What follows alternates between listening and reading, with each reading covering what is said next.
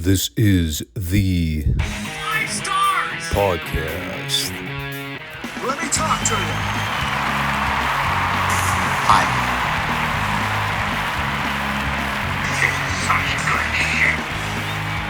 So, what do you guys want to talk about?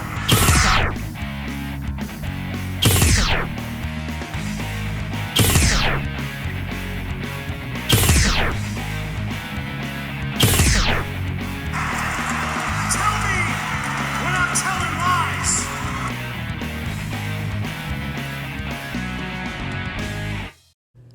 Thanks, guys. Back to you. I am absolutely splitting this thing up into two reviews. There's no way I'm going to try to cover both nights of WrestleMania in a single recording session. Although I could, if I spent like 5 minutes per match and didn't get overly specific with details. This will be, I think, the third consecutive WrestleMania review I've done on this channel. And I've really been battling with just trying to even get the motivation to care about anything happening in modern wrestling. I mean, about a year ago, I would have at least bothered to sit down and actually preview the WrestleMania card. This year, I didn't even have the impulse to do that. And a lot of that, I think, kind of boils down to my schedule becoming a lot busier. Me just not really having the time to watch clips of Raw or SmackDown. Not really having the time to catch up on anything. Being mostly out of the loop with current storylines.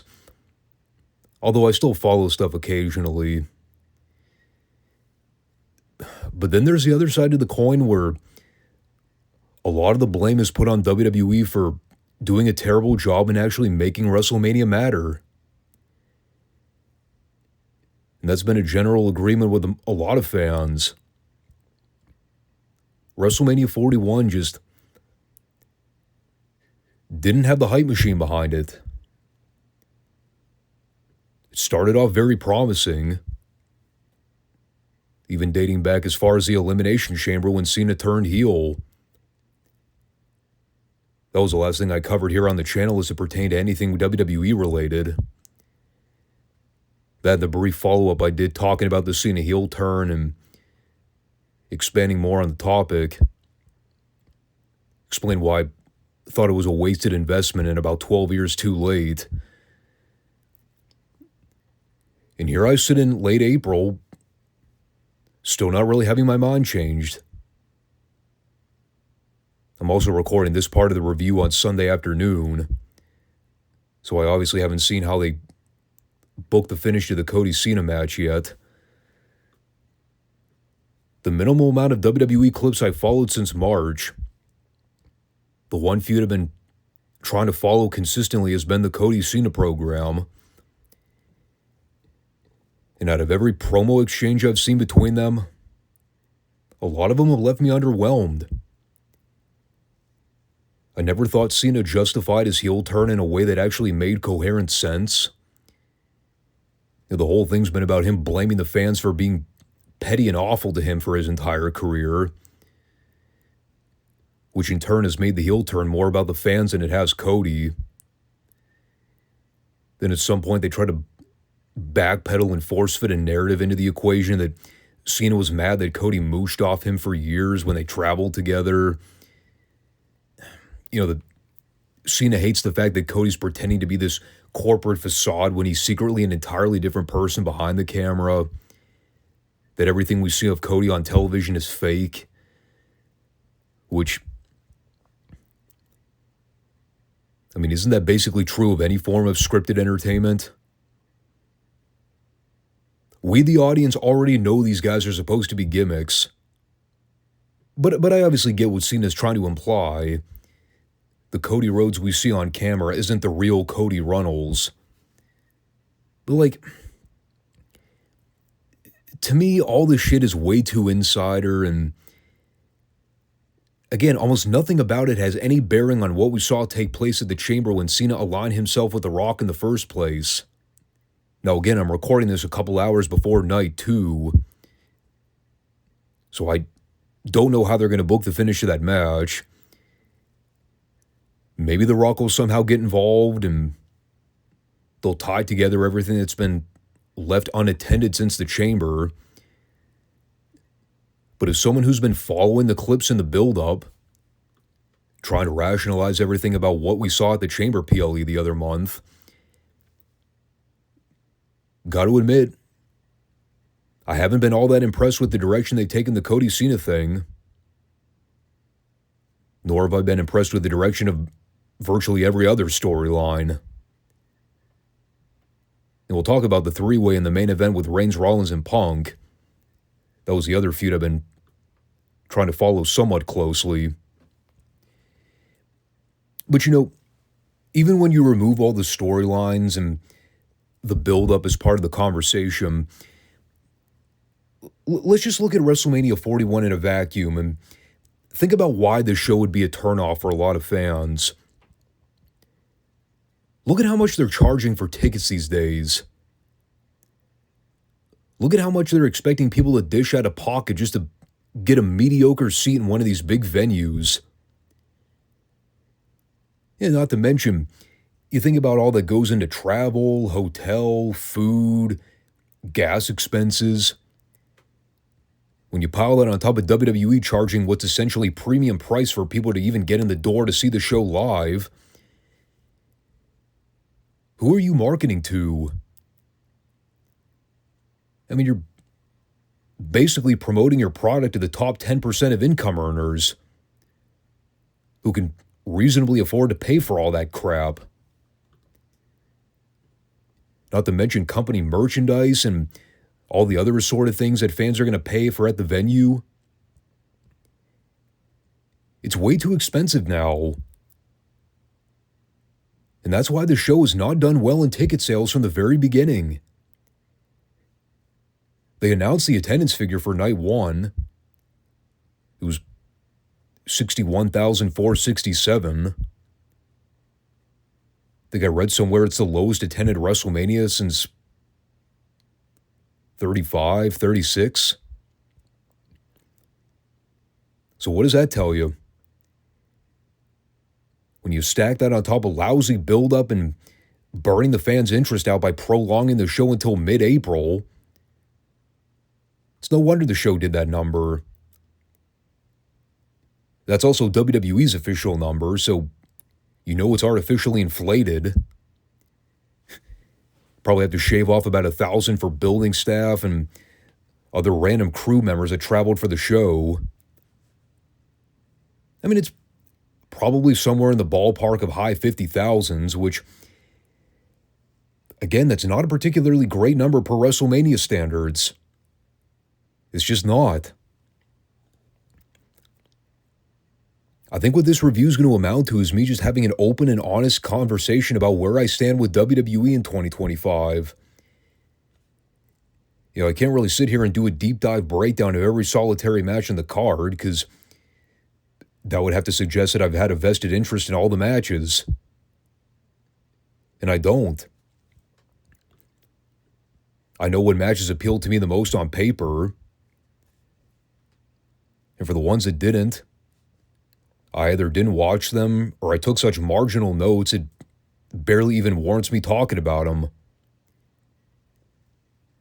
mean, I already know which matches on night 2 are probably going to be my bathroom or coffee break segments. If it's any consolation, night 2 looks a little more promising than night 1. Hopefully it's better than what I saw last night. But yeah, like I said, I'm going to cover what I've already seen on night 1 here. Then I'm going to record the second half of the show tomorrow after I've had time to sleep on it. So this is your WrestleMania 41 recap from the 5 Starr Wrestling Report. The wrestling podcast nobody knows but everybody needs. We are here on YouTube and Rumble on Mondays and Fridays for new shows and new reviews on classic wrestling. And if you're someone new to the channel and you're interested in classic wrestling as a structure or backbone to what I do, I'll go give the channel a quick overview and you'll get a general idea of the kind of stuff we talk about every week. Retro Raws are on Mondays. Retro WCW, Mid-South, and World Class reviews are on Fridays. Been tracking the timeline of all those shows for a few years now, and it's been a fun journey for me personally. Some of the shows I've already seen growing up as a kid, and now I'm just kind of going back and reliving them in my adult years. And some of the shows I've never seen before in my life, such as the majority of the World Class reviews from 1986, which is what we're talking about right now. So you get a lot of perspective. It also helps me simultaneously keep the passion alive about pro wrestling without having to think so much about the modern garbage we get today. The most I can manage now is monthly PLE reviews with WWE, and even so, I'm actively struggling to motivate myself to do that.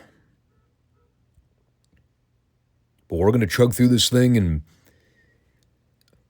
hopefully I'll meet you on the other side unscathed. So let's talk about WrestleMania 41 in all its splendor and glory. And again, I have to give credit where it's due. I always take the time to acknowledge WWE when it comes to the production because they always nail the presentation, the set, the chyrons, the decor. WWE does a phenomenal job making everything look professional, especially when you're talking about jam-packed crowds in NFL-sized stadiums. They just make the show look big league. The cards might not always be big league, but they go above and beyond for the big shows. So, hats off to them there. But we'll start with the opener here. I'm going to skip over the Jelly Roll performance of God Bless America, because no one needs to hear that. For your sanity and mine. It sucked.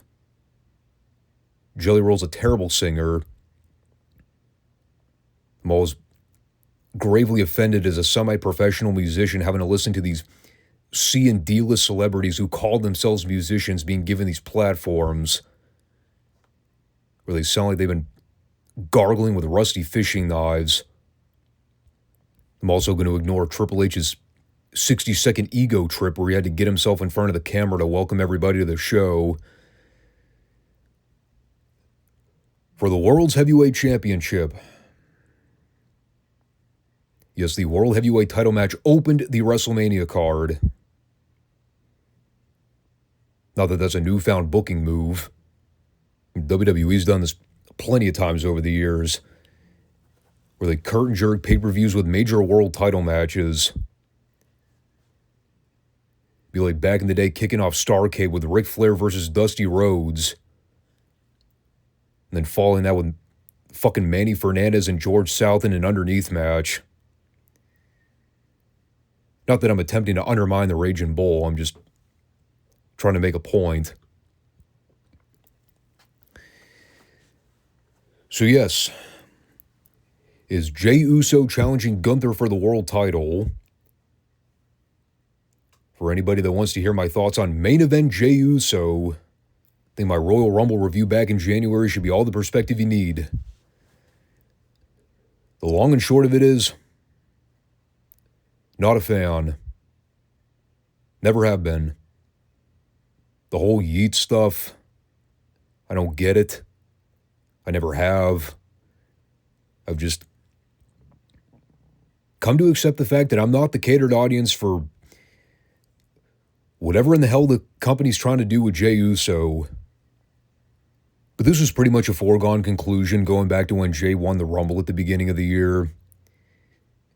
They had established the story ahead of time that Jay was 0-3 when it came to world title matches with Gunther, 0-6 in world title matches overall. So even if I never liked the idea behind Jey Uso winning the belt here, everyone was betting the farm that Jay was winning the match. Stevie Wonder could see that finish coming a mile away. By the way, sidebar here. I wrote a comment about the ring announcer Alicia Taylor, or as I like to refer to her as, Bootleg Samantha Irvin. Did she stick her finger in an electrical socket before the show? The hell was going on with her hair? She must have used like 3 whole cans of hairspray to get her hair to look like that. It was ridiculous. So this match, going in, knowing that I was fully expecting there to be a title change here, to me, this was always going to be a make or break performance for Jay. Last year, he and Jimmy absolutely stunk up the joint in Mania, had an absolutely raw match. Out of every high-profile singles match I've seen Jay have in WWE, be it the one with Jimmy, the one with Roman a couple years ago. I'm sure there are other ones that aren't immediately springing to mind. That's how inconsequential a lot of them have been. The point is, I'm yet to be impressed with anything I've seen from Jay as a singles guy. I was hoping that Gunther would be able to at least carry Jay to something watchable. And for the most part, I would say that what they did in this match was okay. There really wasn't anything wrong with the body of the work here. It just wasn't all that very exciting to watch. Again, not to say it was all bad. I mean, I'll tell you the one spot I loved here. It was the moment where Gunther teased he was going to walk off with possession of the belt. But then he suckered Jay into that when Jay went to charge him like he was going to do a dive. The ref had to jump out of dodge to avoid getting taken out. So Gunther used that to capitalize and then hit Jay over the head with the title. I thought that was awesome. I was like, oh yeah, that's a great heat finish. So naturally, guess what wasn't the finish? Exactly. And then there's the actual finish they did, which I didn't like at all. No. I guess my biggest issue with Jay winning in the manner he did, it's not even so much the fact that Gunther tapped out.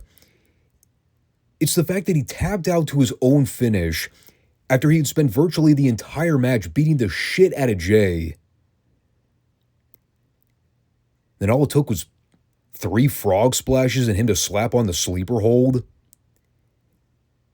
And immediately Gunther just gave up. I didn't really buy it. I didn't buy that Gunther was put in a vulnerable enough position throughout the match to justify him tapping out clean to Jay like that. It kind of seemed more like the company trying to force fit a finish that didn't really follow the contour of the rest of the match. It's my whole bone of contention with them trying to artificially inflate the value of Jay as a single star. I get it. He's over with the WWE fan base. Yeah, he sells a lot of merch and the people enjoy eating with him. But my common complaint from the very beginning, once you get past the presentation, then you have to watch his matches. And that's where they immediately lose me. And because I'm naturally prone to hate everything about the Eat stuff, because it's been so overexposed, I'm pretty much stuck with having to suffer through that and Jey Uso's shitty ring work. People get so angry whenever the conversation comes up about Jay's ring work. actually kind of baffles me considering that so much of the hardcore fan base relies on work rate as the foundation of wrestling matches in 2025.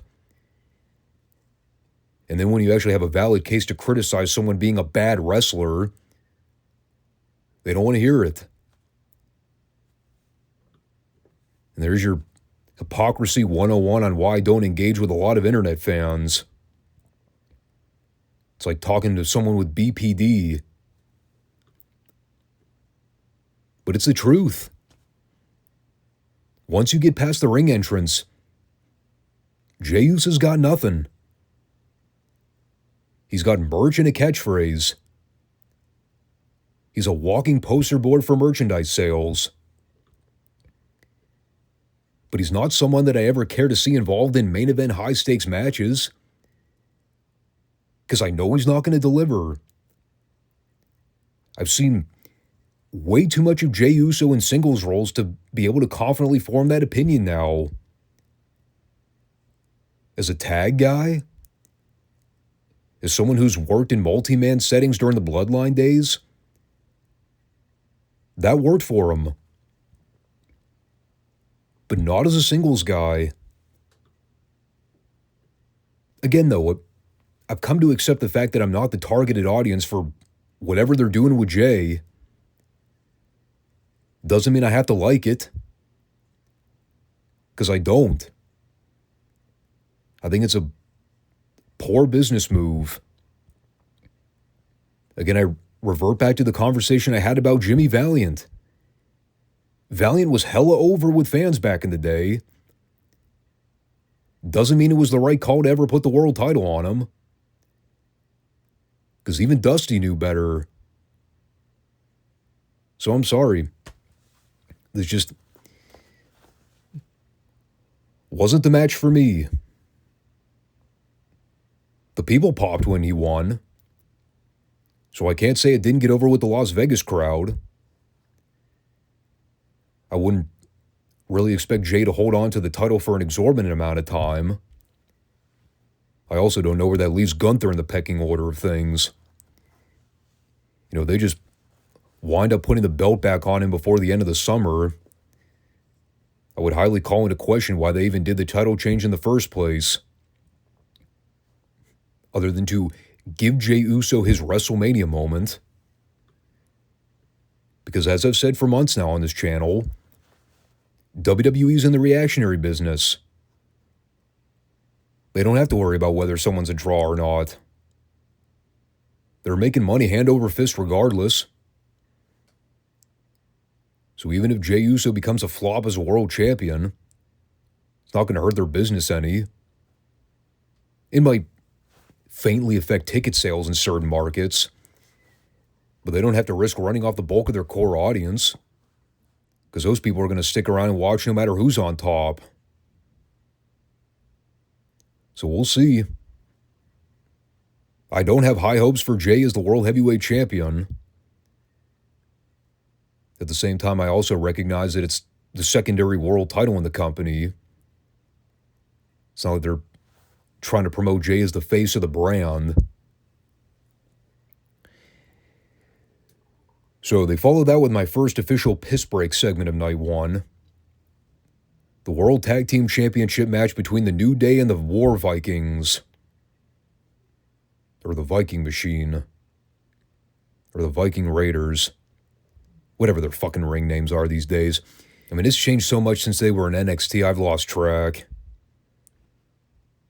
Frankly, I didn't even realize these guys were still under WWE contracts, much less them walking into the show as the tag team champions.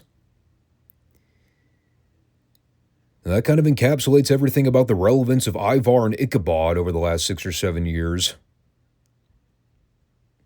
Or should I say, irrelevance. And then there was the New Day. You know, the last thing I remember watching with those guys was back when they turned heel on Big E. And what was that? December? I mean, you haven't really heard much about Kofi and Xavier's heel work since, have you? This was their big game plan for the New Day after turning them heel months ago? having 2/3 of the group stab their longtime friend in the back and try to erase all their history as an unbreakable unit. You just booked them in the middle of the card title match at a WrestleMania that nobody in the arena gave a fuck about. And I don't know if that's a reflection on the New Day booking. Possibly the fans not caring about the War Raiders. A combination of the two. All I know is that when I was in and out of the room during this thing, the crowd to me sounded very disinterested. Almost as if half the arena got up to go to the concession stand to get a snack. And honestly, I can't blame them. If I bought a ticket for this show, I'd have probably used this as my designated bathroom break segment. This or the Jade Cargill match. The limited stuff I did pay attention to here, it mostly just looked like a lot of spamming of indie spots. I saw the sloppy-looking moonsault where the one Viking Raider slipped on the turnbuckle and came down and crushed poor Kofi's knees. Sure, that had to have felt delightful. I don't personally see the big deal in the New Day winning the tag straps here. If anything, it just comes off more like a consolation prize and part of some overall long-term plan for them as the top heel tag team in the division. Does WWE have a tag division in 2025? Or at least a tag division with big stars that are actually worth a shit? Not to my recollection. Honestly, I really have nothing else to add about this one. I'm just going to move on. Which brings us to Jade Cargill versus Naomi. And since I already used the tag match as my cigarette break, I guess I was sort of inclined to watch this regardless. And I was somewhat curious to see Jade here because, well, it's always an experience when I get to see Jade Cargill wrestle. Is this... Yeah, this was her first singles match in WWE, correct? I know she was doing the whole tag thing with Bianca a ways back, but then they did the angle where she got put through the car windshield, and then the whole thing became a whodunit murder mystery where people were speculating that it was Bianca responsible, but turned out Naomi was the one that attacked Jade. So, yeah, that's how we got the match here. Naomi admitted to attacking Jade. Jade came back at the Elimination Chamber and practically massacred Naomi. And I guess that constituted them having an actual wrestling match despite the babyface already getting her revenge a month prior and making the heel look like a pathetic scrub. Sure, we'll go with that theory. As far as this match goes, I've been trying to think of an appropriate way for me to describe Jade. I've been watching her on and off for, going on 3 or 4 years now? When did she debut in AEW? Is that 2021? I have to think back to that infamous Cody segment on Dynamite when Brandy came out and cut the greatest promo in the modern era on Jade. The "Who told you it was open mic night, bitch" fiasco. Still one of my all-time favorite AEW train wreck moments. Honestly, I think the best way to accurately describe Jade is awkward. She's just very awkward in the ring. Nothing comes natural to her. And while there's something to be said about improving and getting better with more experience, we talk about talent being green.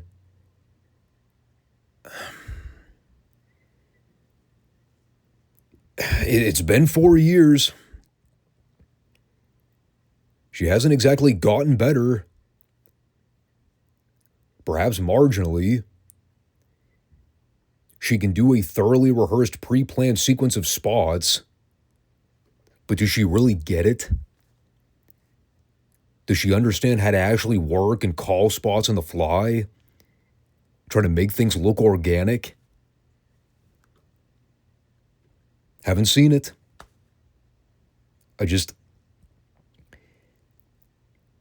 I don't get the impression that Jade's made any substantial progress for as long as she's been doing this.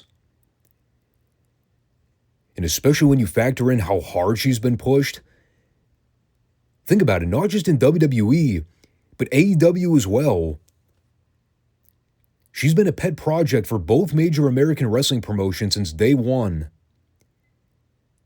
Tony Khan has done a lot of stupid shit as a booker. The one thing he did not do was bury Jade. He protected her at all costs. And I just don't think her development has warranted the push she's gotten over the last several years.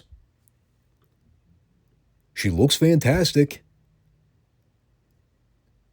Not exactly the kind of girl I'd procreate with, but physically she's built like a megastar.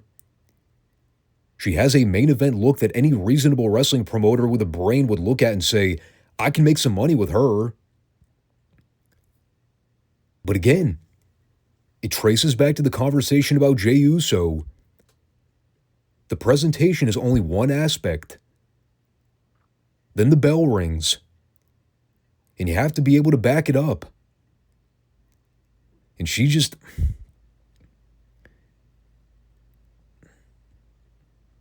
I'm sorry. There's nothing there in terms of her standing out as an actual talent. Nothing about her ring work matches or resembles the look. Like I said, she can do a reasonably okay walkthrough match where all the spots are planned in advance. But you also have to be able to call an audible and adapt on the fly. And nothing in Jade's history has ever given me the confidence that she'll ever be able to do it. You know, at some point there's going to have to be a reconciliation on Jade Cargill. Is she really cut out for this? Or is this all just a waste of investment? I know what my opinion is. But WWE is going to have to make that choice sooner rather than later. I'm sorry, I couldn't get into this match. I was so hung up on Jay trying to remember obviously pre-planned stuff ahead of time. It was impossible to watch without me thinking, she still doesn't get it. The ring entrance was cool. She came out and looked like somebody. She's got a great look. But then the bell rang. And everything I saw out of her for the next 10 minutes was, at best, everything I talked about previously. I wouldn't necessarily call it a disaster of a match. But considering how long they've been putting off having Jade work by herself, without the handcuffs of needing a tag partner to help carry the load, were you blown away by her performance here? The most impressive thing she did was catching Naomi in that brainbuster and then turning it over into a jackhammer. I think I've seen Jade do that before. That looked pretty good. Her bumping wasn't atrocious. But you just watch the way she moves around the ring and... I'm sorry, it looks so gawky. That's the best way I can describe it. It's like she's running through all these rehearsed spots in real time without realizing she's in front of the camera. And then nobody's ever going to pick up on it. Sorry, Toots. Been watching wrestling for a long-ass time. I know what going through the motions looks like. On that spot right before she hit her jaded finish. I don't know what she was trying to do with that electric chair into the powerbomb deal, but I can only hope to God she never attempts to do that again. She almost dropped Naomi right on the back of her neck. I don't really know why people were surprised to see Jade go over here. Did people really expect this to be some kind of multifaceted feud? Jade versus Naomi? Really? I never saw it that way. I mean, I haven't even been following the feud all that closely, and I could easily tell you this is a guaranteed win for Jade on paper. I always saw Naomi as fodder. Now, I don't know where that takes Jade in terms of her next big program. Not that I would be encouraging WWE to immediately dive headfirst into something.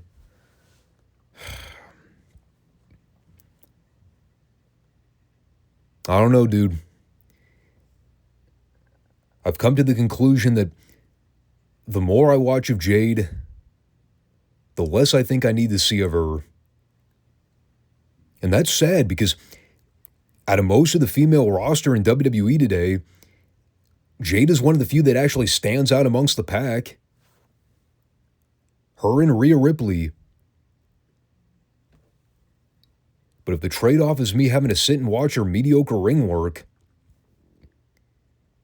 honestly, I think I'd rather see them invest more in someone like a Stephanie Vaquer, who I still haven't really seen much of, but apparently people have been saying she's one of the next WWE prodigies. If that's the case, get her on the main roster and give her the Jade push. Because I think the bloom's about off the rose when it comes to the Jade Cargill experiment in wrestling, man. It's been going on for about 4 or 5 years now, and it's not lighting the world on fire. But I've been saying that for a long time. People get so hung up on the fact that she looks like a megastar, but yeah, it's true.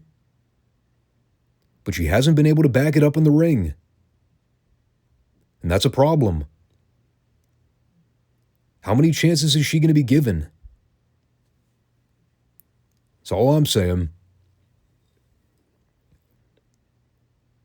From there, we have the Jacob Fatu LA Knight US Heavyweight title match. Finally, we're getting something I can actually sink my teeth into on this show. As little as I knew about the backstory going in, when I saw this match on paper, I figured it was going to be one of the highlights on the Night 1 card. I didn't think it'd be this good. What a fucking Mania debut for Fatu. This match was great. And I have to say, this is the second straight year on a WrestleMania show where LA Knight's gone out there and put on a hell of a performance. Last year, he and AJ tore the house down in what I thought was the Dark Horse match on the WrestleMania 41 show. And this year, it was kind of the same deal. He and Fatu went out there and had a fantastic match together. And whether the plan was to give Fatu a featured match on the Mania card from the beginning, if they decided last minute that they were going to give him the nod instead of Solo Sikoa, honestly, I don't see anything wrong with it. No offense to Solo, but yeah, he doesn't compare to Jacob Fatu, dog. If they would have booked Solo versus LA Knight, no way the match would have been this good. Absolutely not. This was the perfect pairing of two professionals that know what they're doing. I love the dynamic of LA Knight selling the ribs throughout the match, letting Fatu be the ruthless heel that stayed on Knight and kept the punishment going. And like every so often, Knight would go into his bag of tricks and pull out something big. And that fucking overhead German from the top looked great. And it wasn't reckless either. They both took great bumps for it. Crowd went ballistic. They didn't get over excessive with the near falls. You know, at the same time, they did just enough to pique the people's interest. I understand that wrestling fans have been conditioned to only really care about near falls and big dramatic kickouts. It's unfortunate, but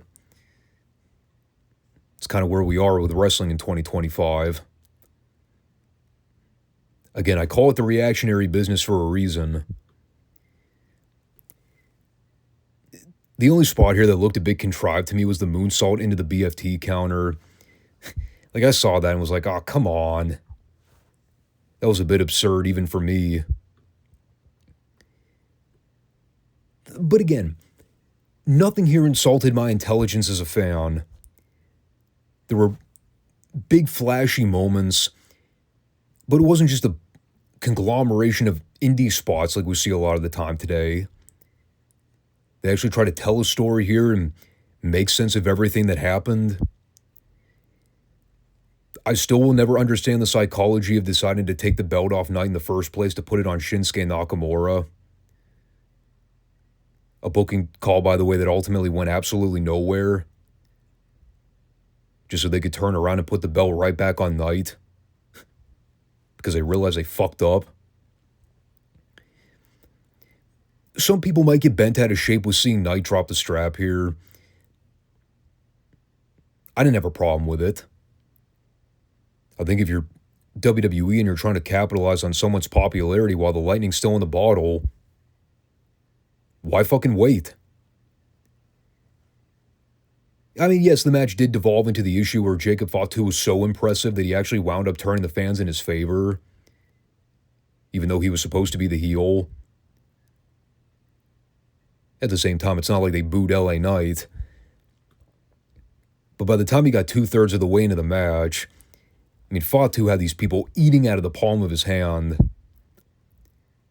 And of course, you get the sequence at the end where Fatu cuts off Knight and gives him the big Samoan drop from the top.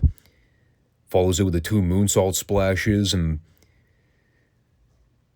pretty much won the belt clean as a sheet. No help from Solo. No involvement from the other Bloodline members. And I have been peripherally following the Jacob Fatu Solo Sikoa stuff. Kind of looks like they've been subtly teasing a breakup with those guys for a while. Honestly, I'm kind of surprised they've been putting it off for as long as they have. I think the people are kind of ready to see Fatu go his own way. I can also understand from their vantage point, they might not want to necessarily have him be a babyface right now. But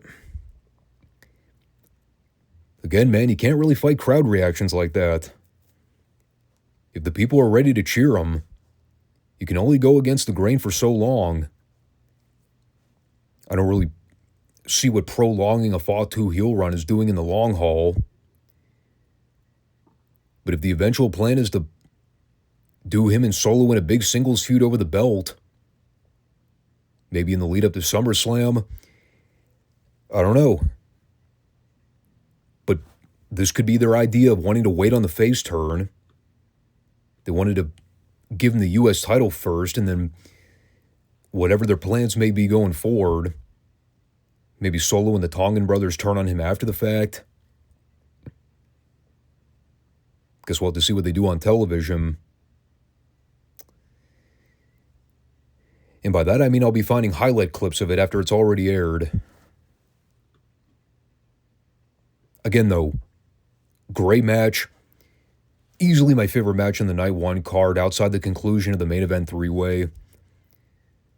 From bell to bell, though, this is easily my match of the night.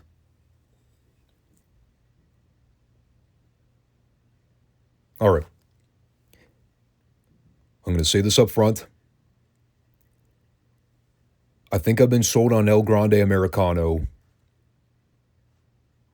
I was skeptical at first, but Chad Gable made a believer out of me.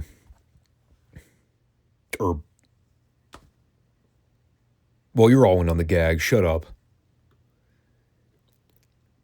But this is a total old school Heat gimmick. The well-known heel cosplaying under a mask gimmick and loading it with shit to cheat to win all of his matches. Like, that is a type of heel persona that'll always get over no matter who the market is. If this were Mid-South in 1983, Gable would have been one of the biggest heels in the territory. I mean, the only thing I don't like about it, and again, it's a subtle nitpick, but it goes to the credibility of the whole thing. Michael Cole blatantly calling out the fact that it's Chad Gable under the mask. Like, on the one hand, yeah, I see what he's trying to do. Not deliberately insult the people's intelligence because Gable's supposed to be a heel. But even in that sense, can you just try and pretend to kayfabe it? Even though everybody knows it's Gable. There are ways to do it without knowingly killing the gimmick.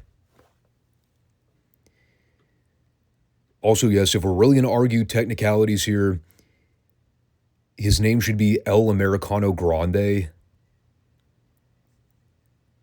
I took Spanish for 2 years in high school. I don't remember much, but even I remember that you're supposed to put the adjective after the noun. Apparently WWE didn't get the memo. So, I guess the match was originally supposed to be Gable and Mysterio, but they did some storyline angle on TV where Gable headbutted Mysterio with a loaded mask. So they pulled him and replaced him with Rey Fenix instead. And I've obviously known about Pentagon and Phoenix being signed to contracts. I haven't been that out of the loop. Just haven't really taken the time to talk about it all that much. It's tough for me to judge right now because it's very early into the run. I've never been a big fan of the Lucha Brothers. When they were in AEW, a lot of their segments were always turn the channel segments for me. I did get a chance to watch Penta's debut match on Raw. Oddly enough, his opponent being Chad Gable. It was probably the best Penta match I've seen on a professional stage, at least. Again, see the dance partner. The match he had here with Phoenix was okay, but I still think Phoenix has a lot of bad indie habits that need to go away. And that's going to have to come from competent agents who sit down with him and try to explain to him that he needs to slow down and implement a bit of fucking psychology into what he does. Not just spamming a bunch of sloppy lucha moves that either don't look good or his opponents don't know how to feed. The other issue too is that he's been proven to be injury prone because of all the stupid, unnecessary, high-risk crap he does. And if he doesn't cut back on some of that, he's going to be finding himself sitting on the shelf before not too long. As a way to kind of spotlight what Phoenix does, I would say it was a decent showcase for him. But it's an acquired taste. If you're someone that enjoys the overly choreographed rope walk flips and tumbling routines, as I like to coin, then yeah, you probably found the match entertaining. I like the heel work from Gable at the end after he had stuffed the gimmick inside his mask. They did the sequence where Phoenix had tried to punt Gable in the head, but ended up selling his foot. There was a lead up to the finish where Phoenix tried to spring out of the corner onto Gable, but he got headbutted instead. And then Gable came off the top of the flying headbutt and got the 3. I think this is ultimately going to be one of those situations where if the goal is not to bury the referees, then they're going to need to start having the officials check Gable's mask before every one of his matches from here on out. I mean, they caught everything he did on tape here. Any sensible rep is going to see this footage and be like, all right, we're going to have to give El Grande the old pat down before every match, because now we can't trust him. I mean, if he's going to do the whole thing where he conceals the gimmick under the mask, he's going to need to come up with more inconspicuous ways to cover for it. Whether it's hiding shit under the ring or maybe wearing something under his singlet, hide it in a sock. I don't know, I'm just spitballing ideas, but You see what I'm saying, right? Like, if he just keeps pulling out the same gimmick over and over and the referees never think twice to check him before the match, it's just going to make the company look stupid. And that's never a thing you want to do, is make the company look idiotic. I guess the other big takeaway from this segment was the announcement they made earlier in the day about the acquisition of AAA, which I don't remember being a big thing in the news recently. Normally you start to hear rumblings about that kind of stuff in the lead up, especially for something like this. So they've apparently been keeping this well under wraps. I don't really have much of an opinion either way. I mean, AAA's been so far under the radar for years now. I mean, what's WWE really paying for in this situation? A tape library? Or is it more about finding ways to try to monopolize and prevent Tony Khan from picking up any potential free agent talent? And by that logic, what kind of notable free agent talent are you getting with AAA these days? El Vikingo? Well, we just saw him here helping up Phoenix after the match. So if he isn't already locked into a WWE contract, I'm assuming that he's at least not considering going back to AEW anytime soon. I don't know. And they're apparently doing some kind of Worlds Collide PLE in June. I guess it's going to be a WWE AAA crossover deal. Hey, you know what? Good on them. I don't really see much stock or value in AAA as an organization in 2025. But with WWE running the whole ID developmental program at the Performance Center, not to mention everything they're doing with Evolve right now, I think they might see this as a means of acquiring as much talent as they can to see which ones are worth signing to contracts later on and which ones are easily disposable. WWE is going to offer big money to the guys they see value in. And for the ones that don't meet their criteria, they'll just kind of let them do their own thing. And I know the argument is going to come up, yeah, well, WWE getting too hands-on with AAA is going to be problematic, because then the town will have to modify what they do to match WWE style. Okay. Is that necessarily a bad thing? Sure. It might involve a few less random flips and acrobatics. But if it actually teaches some of these guys psychology, how's that a bad thing? Especially if they're actually trying to draw money in wrestling. So there you have it. My 2 cents on the matter. For the 25 people out there that were following AAA religiously, I'm sure their panties are in a bunch over the decision. Well, you know, look at it this way. If the company was actually run well, they probably wouldn't have found themselves in this position, right?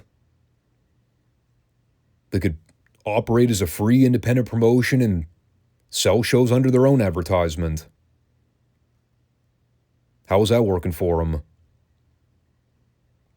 When's the last time you really saw people talking about AAA? Exactly. This is the most amount of publicity they've gotten since Alberto Del Rio left WWE over a decade ago. So then we come to the match that a lot of people were anticipating. Not because anyone figured it'd be good. I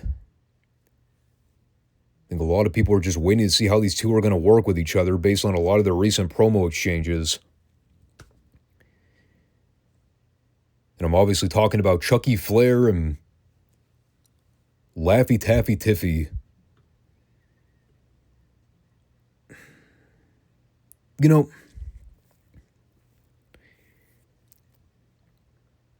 I saw the clip of that promo they did on SmackDown a week or two back where they apparently went off script and just started ripping into one another. Not even in a semi-reasonable professional way, just in a very amateurish, catty way. And the kind of way you'd expect women to argue with each other in regular day-to-day conversation. The annoying kind of way. And a lot of that was Charlotte's fault, because she couldn't take the heat when the crowd booed her ass out of the building and rejected everything she tried to say, because she's such an unlikable harpy.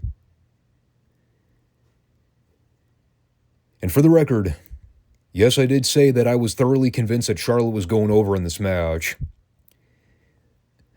And up until the 11th hour when WWE realized that putting Charlotte over here was going to be the kiss of death, I think sanity prevailed. And they said, we need to have Tiffany retain the strap here. Otherwise, the people might try to start a fucking riot in the building. Trust me, if you're actually stupid enough to think that the plan was always for Tiffany to go over in this match, you're fucking delusional. They were 100% going to have Charlotte originally win the belt here. Nobody's going to convince me otherwise. But again, the backlash from fans, the complete resentment of anything Charlotte's done in this entire feud. I mean, they had no other choice. They had to put Tiffany over. There was no other end result with Charlotte winning that would not have resulted in fuck you heat from the Las Vegas crowd. Because whether people want to admit it or not, that is the precise kind of heat that Charlotte has with WWE fans right now. It's not the boo, we want to see you get your ass kicked heat.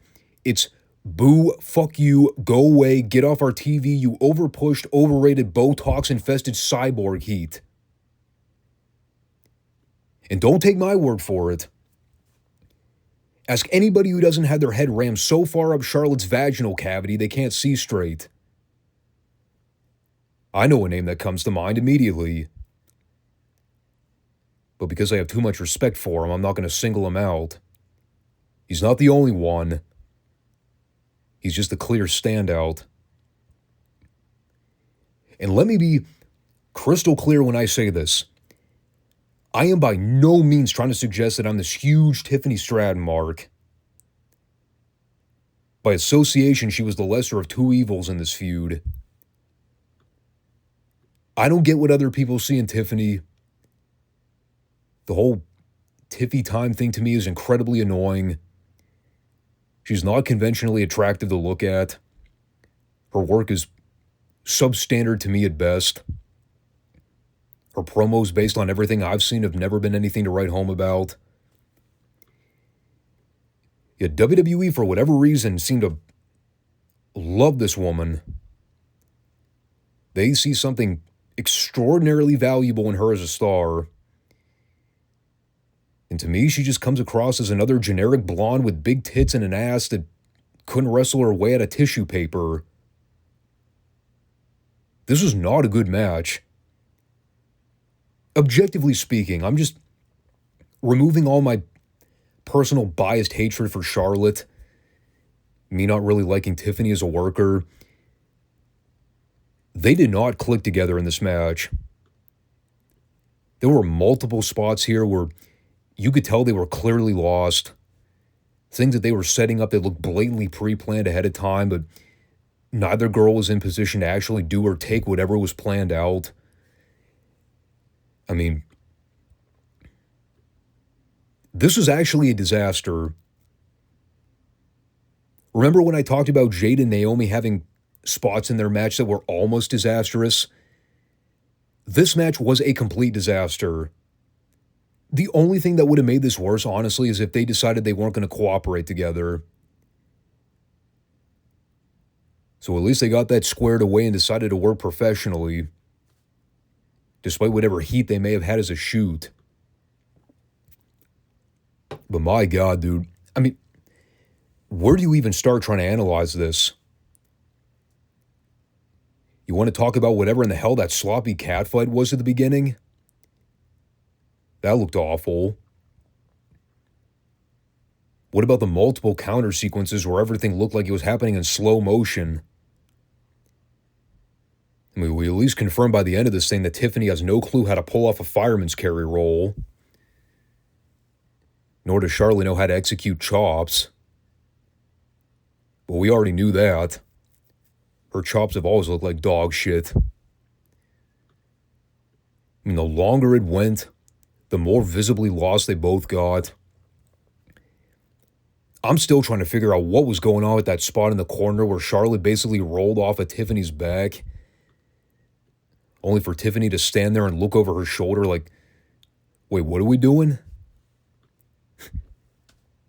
And of course, Charlotte runs slower than molasses, so she just kind of awkwardly stood there for a second, had no idea what to do. I mean, they had their series of Joe Biden moments in this thing. Trust me on that.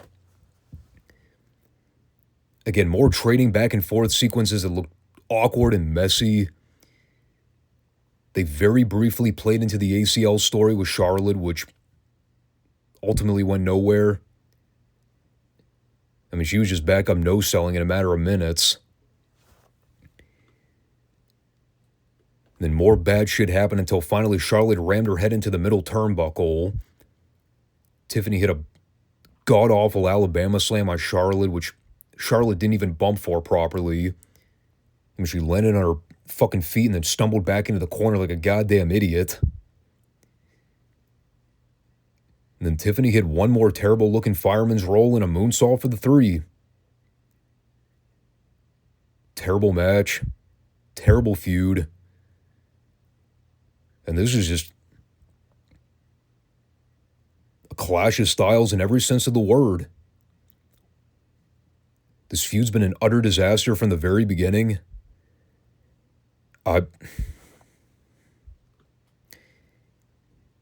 You know, it's gotten to a point now where I honestly don't even know what to say about Charlotte anymore that I haven't already reiterated on this channel dozens and dozens of times over the years.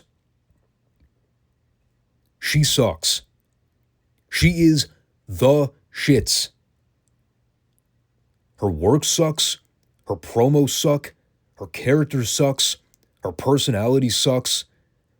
Her attitude sucks. And you know what? The people's reaction to her since she came back and won the Rumble in January? The proof is all in the pudding. I don't know what else to tell you. They're sick of her, man. They are absolutely sick to death of her. She has been forced and rammed down people's throats for years and years and years. And it's finally caught up to everybody. Modern wrestling fans are now at the point in 2025 where I was at back in like 2016, 2017, 2018. The nonstop, incessant push of Charlotte fucking Flair. It's not even a push. It is a force. There is a difference. It is a cram. The company propaganda of trying to create this false narrative that she's a female goat, when everything about her is contrary to that narrative. And the only people that can't see through it are the dyed-in-the-wool sheep that think that just because she's a second-generational talent of one of the all-time legends in the business, that means she's somehow following in the footsteps. That she's immune to criticism. You know what Charlotte Flair is? She's the female David. And for all of you that had to witness David Flair as an on-screen talent, you know exactly what I'm talking about. You can teach basics. You can't teach talent. You can't teach someone how to have the it factor. Ric Flair had the it factor. David and Charlotte, sorry, not sorry. They don't have it. And they never will. WWE was at least smart enough to pivot away from whatever initial plans they had of having Charlotte win the strap here. It doesn't mean that they'll ever understand why the people are rejecting Charlotte in the manner they are. And until someone with a clue can sit down with management and explain the cold hard truth, don't you think for a second they won't eventually revert back to this program? They may have thrown the fans a bone here, but you know WWE has their agenda when it comes to pushing Charlotte. And they won't stop until she wins number 17. It's coming sooner rather than later. But that, ladies and gentlemen, brings us to the main event of night one. The actual proper show closer.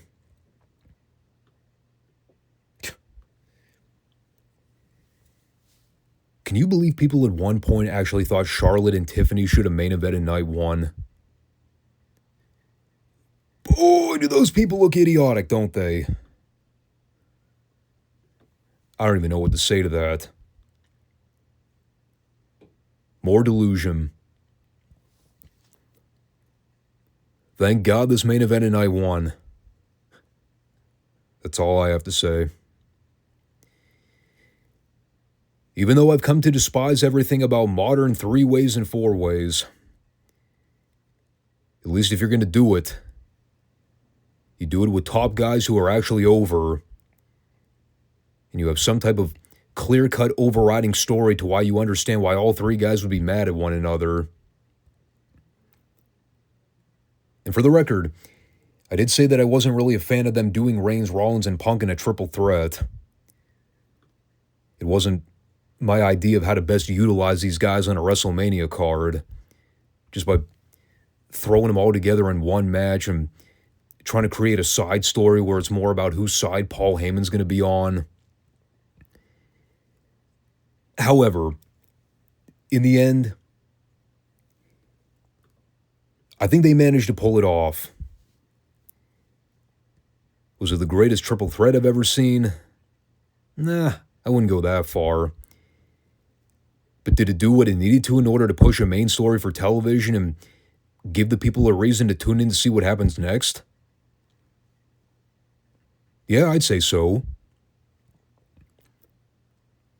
And going in, a lot of the focus, I think, was on whether Heyman would pick CM Punk or Roman Reigns to lead the arena with. Who's he more loyal to? His tribal chief or his longtime friend that he helped break into the business?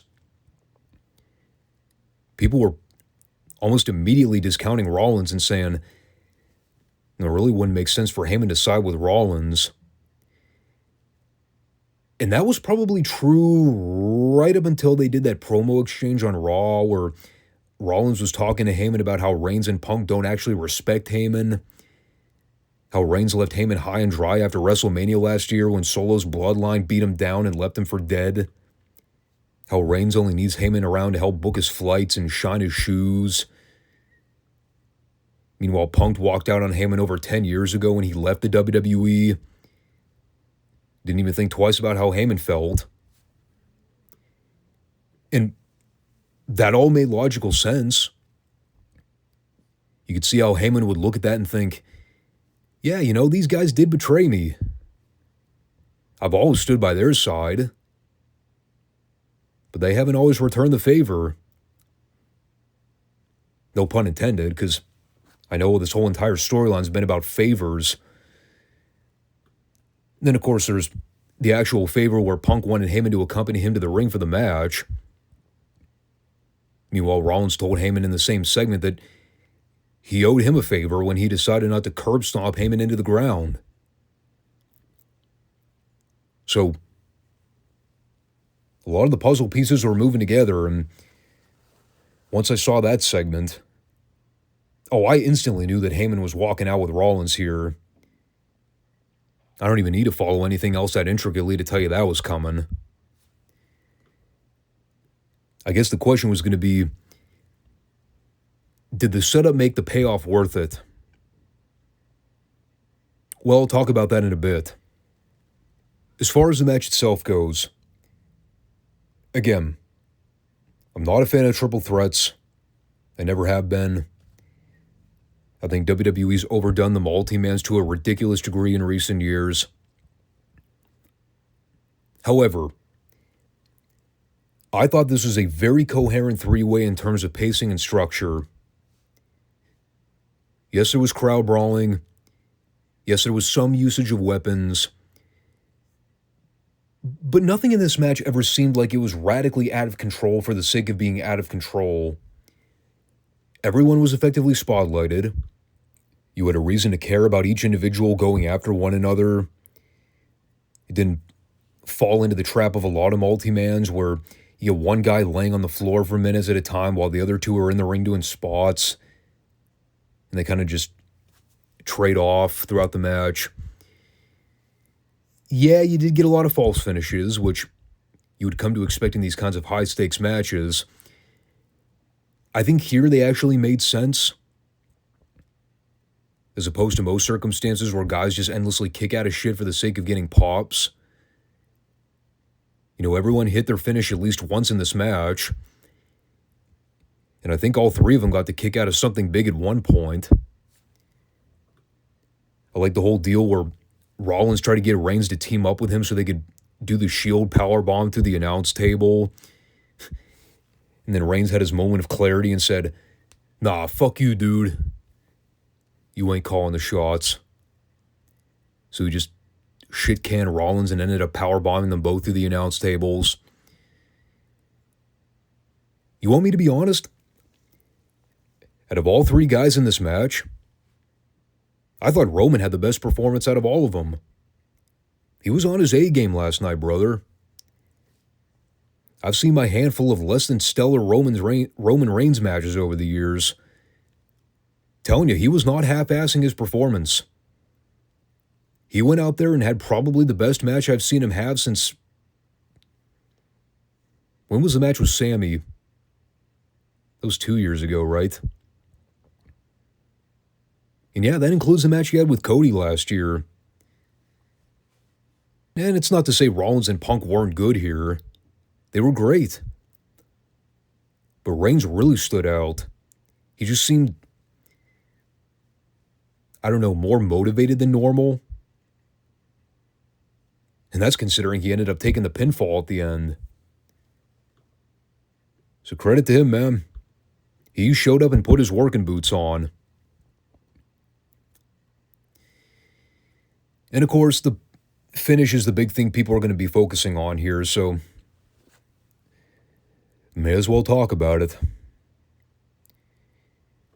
So you get the lead up to the spot where all three guys are down. Everyone's hit their finish, and it's basically a stalemate. And Paulie's been the impartial friend on the floor, just observing everything from the sidelines. And that was up until he decided that he was going to grab a chair from ringside and make his decision. He's ready to reveal whose side he's on. Of course, WWE's great with all the theatrics of everything, so you get the great visual where Punk and Reigns are the closest to Heyman. Meanwhile, Rollins is conspicuously laying on the mat in the background. They're trying to allude that he's a non-factor in the equation when they're also blatantly telling you, it's a swerve. So, I mean, WWE's milking the ever-loving shit out of this. First, he slides the chair to Punk, and the people all go, oh, because they think, well, that settles it. Paulie's picked his longtime friend over his tribal chief. But wait, it's a fake out.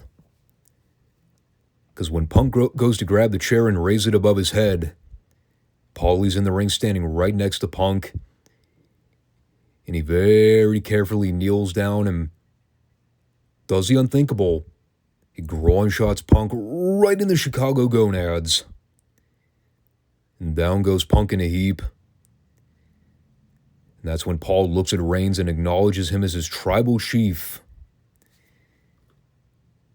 Now the audience is like, well, that must mean that Paul has chosen Reigns. And so Paul hands Reigns the chair. And Punk's already down. So Heyman sees Rollins start to stir to his feet. And he goes, "Look, my tribal chief. Look. Let me now direct your attention to the third wheel while I cautiously stand behind you and plot my next upcoming scheme." And by the time Heyman pointed at Rollins, I mean, he was so sleazy about it. If you didn't already see what was coming, you're just hopelessly blind. So indeed, Reigns sees Rollins leaning against the ropes. He's having some immediate flashbacks to the Shield split from when Rollins drove the chair into Reigns' back and he fell into the ropes. So he's now officially ready to return the favor. 10 years later, it's time for Reigns to give Rollins that receipt. Nope. Paul Lee swerves everyone again. Gets down. He goes upstairs one more time on the tribal jewels. Reigns falls, drops the chair right at Paul's feet. And that's when Rollins looks up at the big screen. Paul walks over with the chair and hands it to Rollins. From there, he tees off on Reigns one more time. Gives him the curb stomp. Covers him. 1, 2, 3. Paul has made his decision. He has now aligned himself with, whatever in the fuck Seth calls himself. The revolutionary, the visionary. I still don't know what any of that means. But he says it all the damn time. Again, pretty easy to see based on what they shot on Raw a couple weeks ago. I don't know what any of it means in story context. But in terms of giving the people something to talk about heading into night 2, it was a great cliffhanger. And from a booking standpoint, I think Rollins going over here made the most sense. You could have had Punk win and give him a real climactic WrestleMania moment. But what would have come of it afterwards? Especially if he and Paul would have left the same way they walked in. Reigns didn't really need the win. I think this was actually a very rare moment in wrestling where the swerve made more sense than doing something predictable and safe. Because you can easily make storyline sense out of this in a way that ties up loose ends from what they've already shot in the build-up. And you don't really have to go searching for subtle clues because a lot of it is right there in black and white. Reigns and Punk haven't been loyal to Heyman in the same way he's been loyal to them. And Rollins ended up being the angel on his shoulder that opened his eyes to all of it. So, in a sort of perverted way, even though I think we're expected to think that Rollins and Heyman are the heels coming out of this, you can also make the argument that Heyman's more of the babyface too. We'll have to see how they follow up with it. Again, I still haven't seen night 2 at the time I'm recording this part of the show. If this somehow bleeds into night 2 and we get more expansion on the story, great. But if this is their selling point to hook people into Raw to get the real explanation, they left on a high note. I unfortunately cannot say the same for a lot of the rest of the Night 1 card. Because, most of the rest of this card was booty. Take away the main event in the U.S. title match. This show absolutely sucked dick. And that's me trying to be humane about it.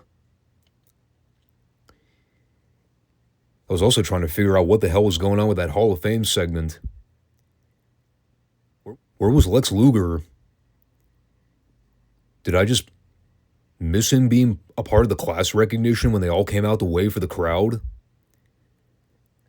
I saw Brett and Austin.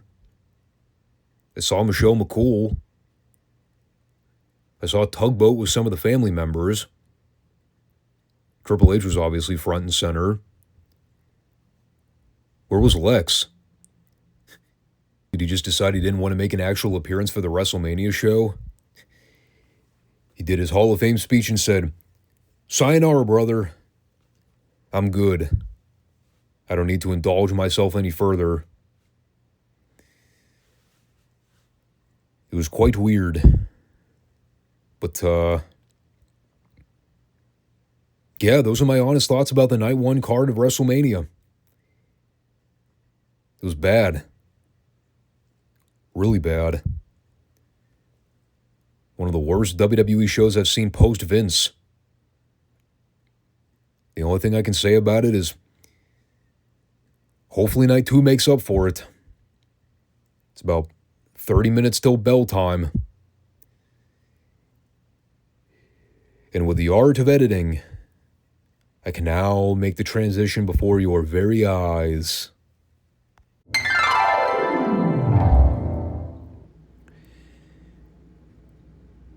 And here we are. A beer and a couple of Advil later. It's time to talk about night two of the WrestleMania 41 fiasco. And I don't care what people say. Oh, it was better than night one. To me, that's like asking someone, which do you prefer? A cinder block to the balls or anal bleeding? They both suck. Now you're just splitting hairs. Dude, I'm telling you, the more I watch of these two-night PLEs, I'm always reminded of why it's virtually impossible for me to enjoy any WWE modern pay-per-view anymore. Between the infomercials, the long stretches in between matches, the ring entrances that take up like half the goddamn show. How can anybody possibly watch 4 hours of this shit and be satisfied? It's why I have to end up leaving the room during certain points. The human body was not built to sit on a couch stationary for hours at a time like that.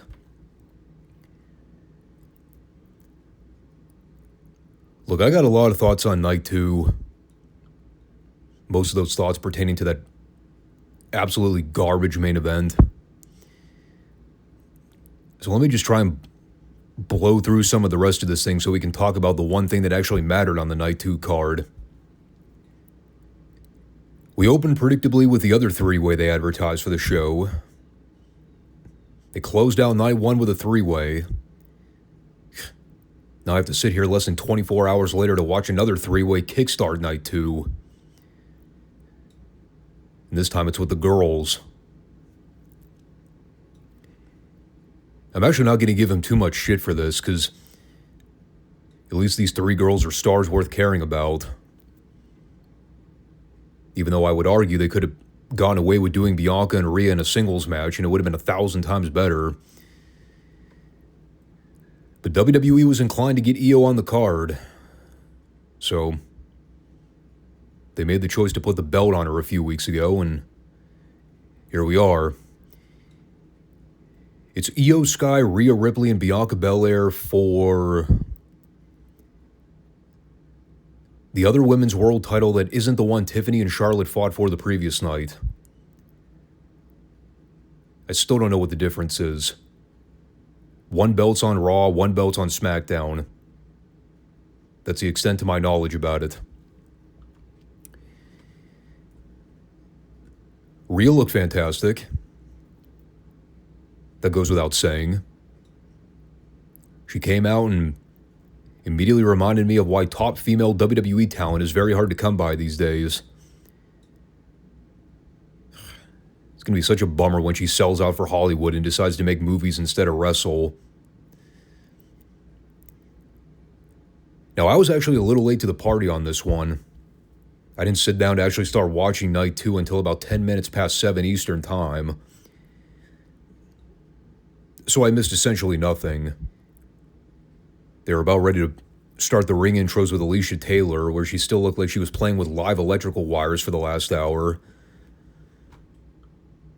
And, well,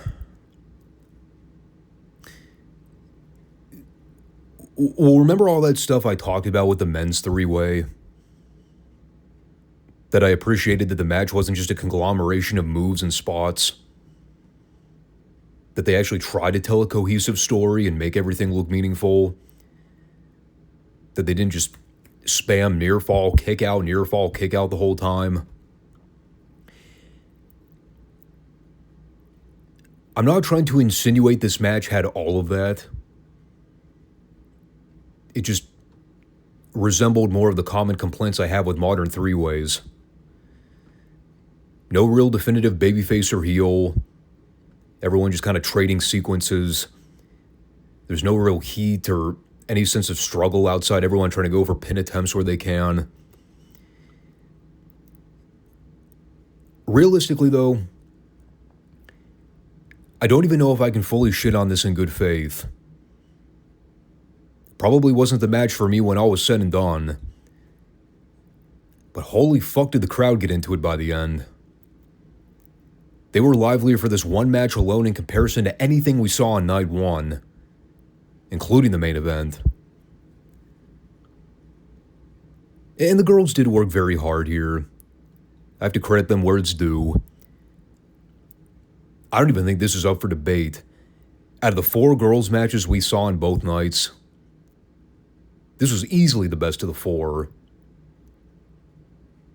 And they were obviously in front of a smarter crowd, so Io wound up being the most popular of the 3. I mean, they cheered Rhea at certain points, but they definitely weren't behind Bianca. And again, it's hard for me to sit here and analyze everything because it was a collection of girls doing stuff. They did a million moves. It was an all-action-based match with very little breathing room. Nobody did anything absurdly outlandish. Yeah, you could tell there was a decent amount of choreography at play here, but it wasn't visually insulting like what I saw with that Tiffany Charlotte match the previous night. Again, like, I didn't hate the match or anything. It just wasn't my flavor of wrestling. I've never been a fan of let's all do a bunch of really cool-looking shit to pop the crowd. You know, instead of actually trying to get people to cheer one person and boo the other 2. I still don't even entirely know who the babyfaces and heels were going in. I think Bianca was supposed to be a babyface, but I mean, the people just about moaned and hissed at everything she did. Io was clearly a babyface. Rhea was kind of a heel at certain points. Other times, not so much.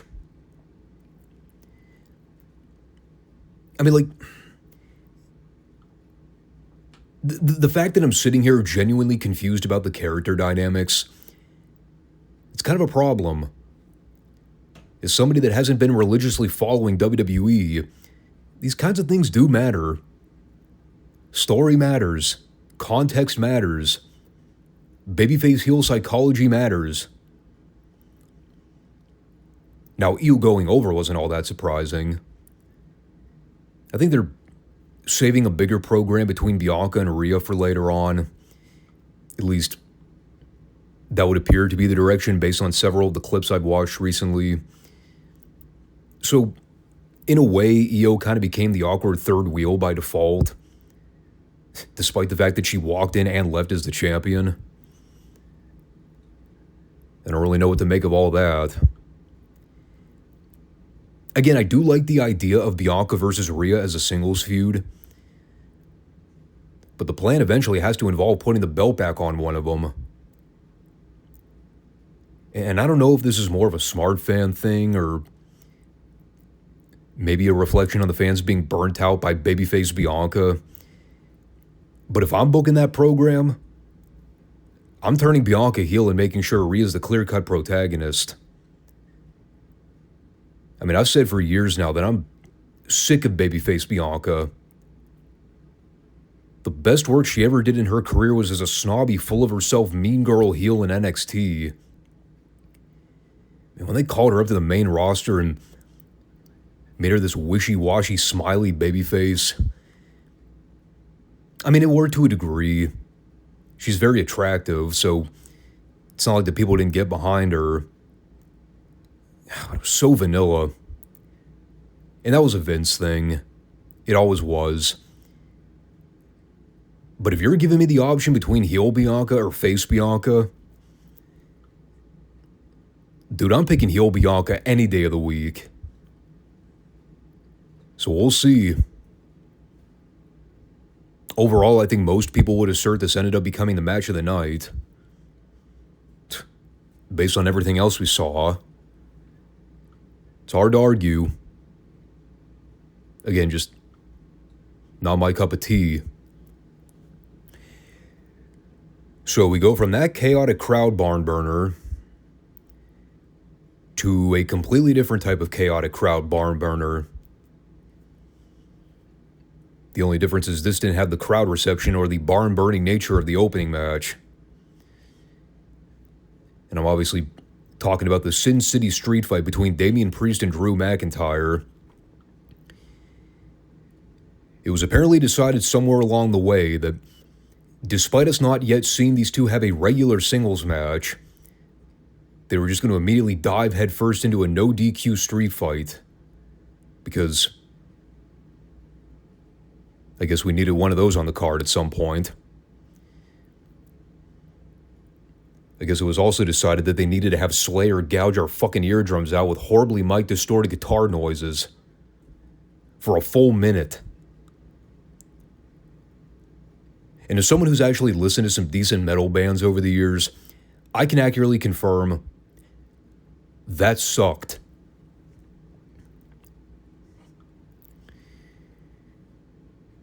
It's just unfortunate too, because, you know, the whole time these guys are out there having this match, I couldn't help but wonder, how much better could this have been if they would have just had a straight match without them needing to revert to all this standard garbage plunder we're so accustomed to seeing these days?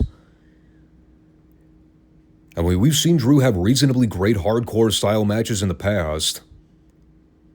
He and Punk had the match of the year inside the Cell last year, and that was a hardcore influenced match. The difference between that one and the one we saw here was the Cell match was a justified hardcore match because they had built up to it over a series of months. And it served as a great feud culmination after everything we saw them do to each other throughout the year. To my recollection, this is the first match in the feud. And it really only came together here between Priest and McIntyre because they wanted to get both guys on the WrestleMania card. I honestly can't think of anyone that was genuinely excited to see this program. And that's not even a knock on Priest or McIntyre, but considering what McIntyre was doing prior to Rumble season, this kind of seemed like a massive downgrade for him, didn't it? And I got nothing against Priest, but he hasn't exactly resonated with people as a top star. He was the world champion last year, and that kind of flopped. I can respect WWE for wanting to salvage him and give him a spot like this to try to give him something. I just never really had much of a vested interest in seeing the match. I tend to call stuff like this busy work or a buffer program in wrestling. When you get two guys and you just kind of have them work together to fill out the card. That's how I've always viewed the McIntyre Priest program. Even when they were teasing it back at the Rumble, I was like, I don't really want to see that. doesn't really pique my interest. McIntyre going over was clearly the right call. Now, some people are going to debate, Priest needed to get the win more than Drew. All this did was give people the impression that Priest isn't somebody they really value anymore. Well, maybe in that case we're arguing apples and oranges. Because I can easily make a counterpoint for Drew. He kind of needed the win too. Maybe it was a situation where nobody benefited from winning. Meanwhile, both guys would suffer from a loss. That's also a possibility. I mean, what is there to really say about it? They used furniture. There were chairs and tables and ring steps and more of the same watered-down gimmicks we typically see in these kinds of situations. Albeit it was a very tame no DQ match in comparison to a lot of shit we see. Especially when you look at the other extreme with AEW and you see guys taking bumps on nail beds and jabbing each other with fucking hypodermic needles. I think the biggest bump in this match was seeing Priest take the pratfall onto the two tables on the floor. As a big man match, they're both really good athletes. It's not like we were watching Sid versus Dan Spivey out there. But, meh? Am I the only one that just thought, meh? Had a hard time caring about any of this. It was also kind of weird seeing that massive table bump with Priest. And then like a minute later, Drew just sets Priest up in the corner and pins him up against a folding chair. And he hits a Claymore kick and gets the pin. I mean, it wasn't anticlimactic. It was just following a really big moment with a lesser impactful moment.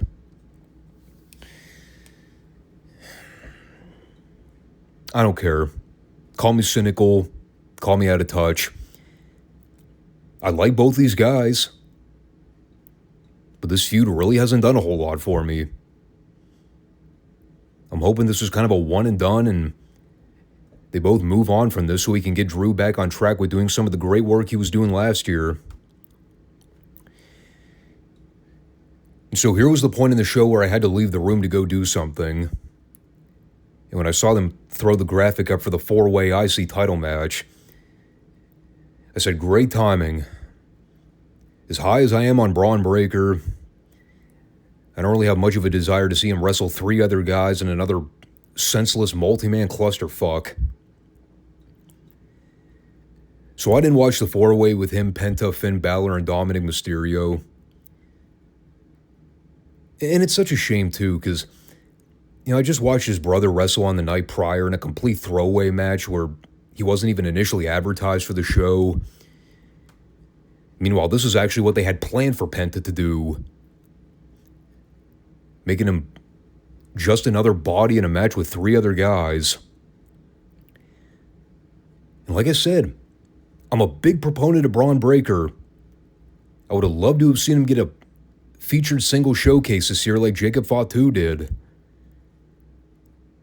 But him having to work with 3 other guys and another, let's get a bunch of other people on the card and give them WrestleMania spots matches?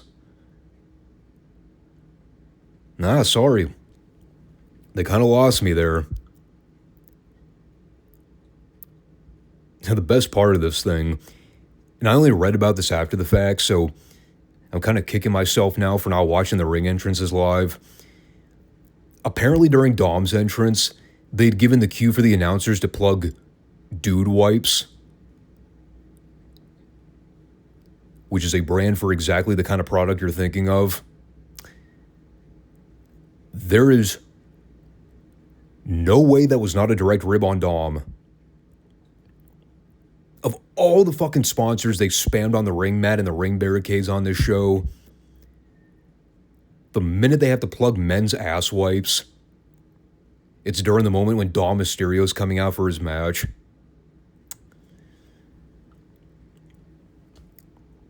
Clever. Very clever. I guess it was mere foreshadowing for him going over and winning the belt, right? Yeah, that was the thing that happened.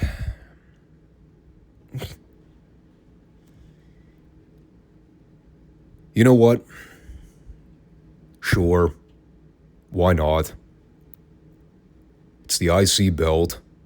It's not like it's worth a damn in today's business. Maybe we can kind of view it as a blessing in disguise. It might move Braun one step closer to being positioned for a world title match. Or at least moving up the card in some concernable manner. Or maybe he'll just wind up chasing and pursuing Dirty Dawn for the next several months, and they'll come up with all these bullshit ways to keep the belt off Braun. But that's my opinion on that match. Another multi-person, another reason for me to leave and wait for something more interesting to show up on screen. So I came back in the room right as they were getting ready to kickstart this Randy Orton Open Challenge, which wasn't even supposed to be an open challenge initially. But with Kevin Owens getting injured last minute and having to be pulled from the show, their hands were kind of tied. You know, I mean, the Kevin Owens thing really is kind of unfortunate. They put so much stock in the Orton-Owens feud going back to when Owens power drove Orton on SmackDown last year. I mean, they were clearly really building to something big. You could tell. It certainly would have enhanced the Night 2 card, I think, had things gone according to plan. But then Owens decided he needed to have another garbage match with his best friend in a meaningless throwaway match, on top of him already having a bad neck going in. So I'm sure that match with Sammy at the Chamber last month didn't help any. So we got this instead. We had Orton showing up here and basically issuing an open challenge to anybody in the back that wanted to step up. And his challenger ended up being Joe Hendry, the current reigning TNA World Heavyweight Champion,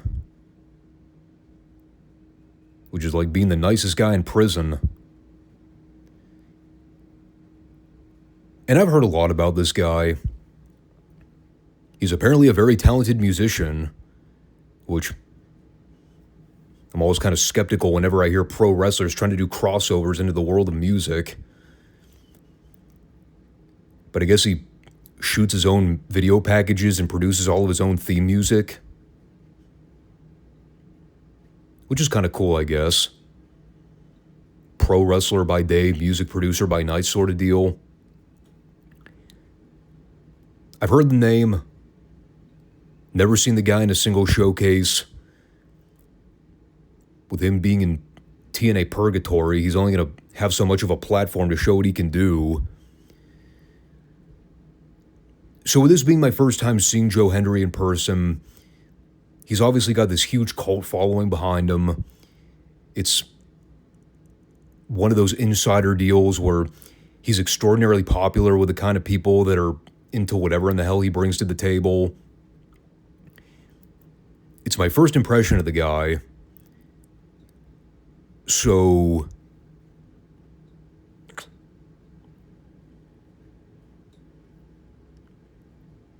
what am I missing here? What's so special about him? The fact that he has a really good smile? Seriously, I'm not even trying to make a joke. What's with all the hype? Based on everything I saw him do with Randy here, what am I not seeing in Joe Hendry that apparently everybody else is? How is he so popular? He's very average looking from a physique standpoint. He doesn't really have any standout discernible qualities that make him special or unique, at least in my eyes. He didn't really do anything in this match to give me the impression that he's anything more than a flunky. Again, see my comment about him being the TNA World Champion. I mean, I wanted to give him the benefit of the doubt, but I just don't really see what's so special about him. To me, he's just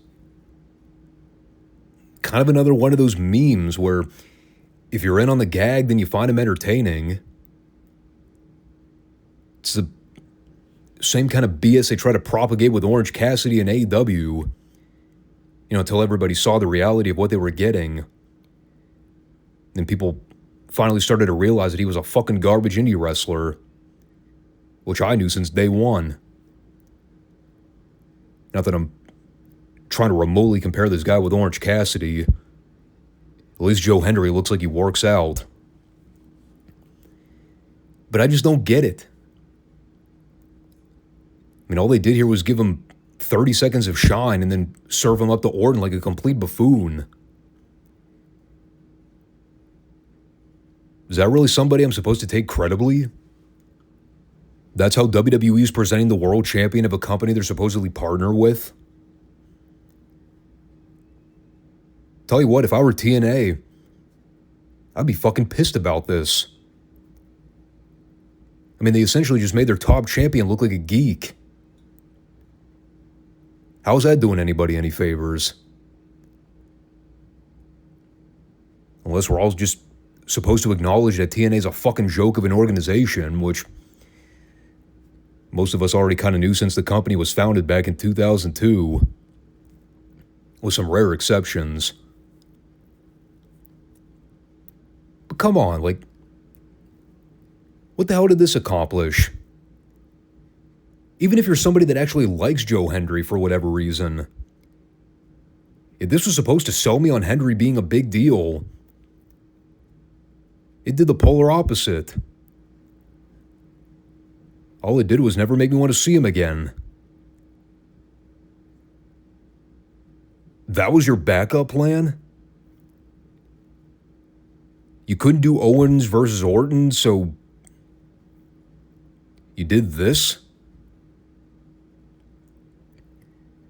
To me, it was just a waste of both guys' time. You may as well have just had Orton go out there and RKO a bunch of celebrities. Probably would have been more entertaining than what we got here.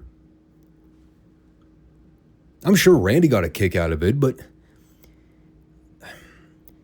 again, it's another one of these joke memes. It's like you have to be hanging out at the cool kids table to even get what's so great about the guy.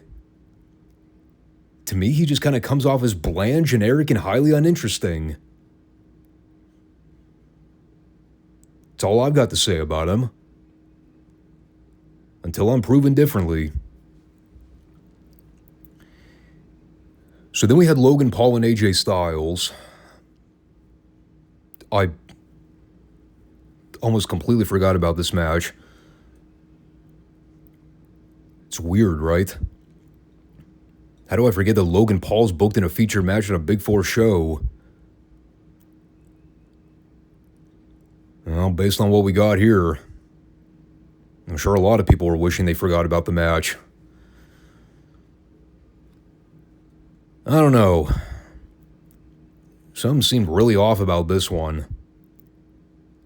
I don't know if it was the crowd, the fact that nothing they really seemed to do in this match had an impact. I just really couldn't get into it. It did not come together in the manner that I hoped it would. I mean, I remember when they announced this, I thought, I'd actually kind of like to see that match. AJ versus Logan? That could be good. Well, now that I've seen it, don't really think I need to see it again anytime soon. Again, you have to excuse me. I have the generic Peacock subscription, so I don't have the luxury of being able to see the video packages to understand what the fuck is happening in half these feuds. What exactly was the beef between these two? Why were they mad at one another? I at least kind of knew going in that AJ was the babyface and Logan was the heel. That goes without saying. But what exactly was the issue here? Because nothing they ever did in this match gave me the impression that they were truly angry at one another, or trying to settle a score of any description. It was a competently worked, professionally done match, but it didn't really have any substantial heat to it. It came off more like an exhibition of moves, which, yeah, Logan Paul and AJ Styles know how to do a lot of moves. Most guys today know how to do a lot of moves. In fact, that's the only thing most of them know how to do. I just expected way more than what we got. And I have no earthly clue what the hell was going on with that finish. All I can say is, if that was the best they could come up with for a WrestleMania finish, then whoever agented this match needs to be fired. I'm so sick of the Logan Paul entourage stuff. Every time I see one of these hacks get involved, I'm reminded of why celebrity involvement in wrestling needs to be kept to a bare minimum. See the main event as a prime example of that. I don't know who this guy was that tried to feed Logan the brass knucks, but when Karrion Kross showed up and interjected and grabbed the knucks from him, this guy made it abundantly clear that he's never been in a real fight in his life. His selling for Kross looked phonier than a fucking football bat. Then you get this really stupid thing where Kross tries to have AJ take the knucks, but AJ's supposed to sell it like he's conflicted and doesn't want to use them. Like, what the fuck is going on here? I legitimately watched this with my mouth agape. Like, how in the hell does any of this make sense? What is Kross doing out there? Why is he trying to recruit AJ? Why does Kross have a man bun now? So many questions, yep. So little time to actually give a fuck.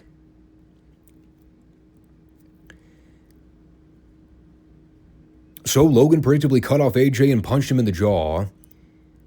Then he hit his very weird-looking indie move and pinned AJ 1, 2, 3.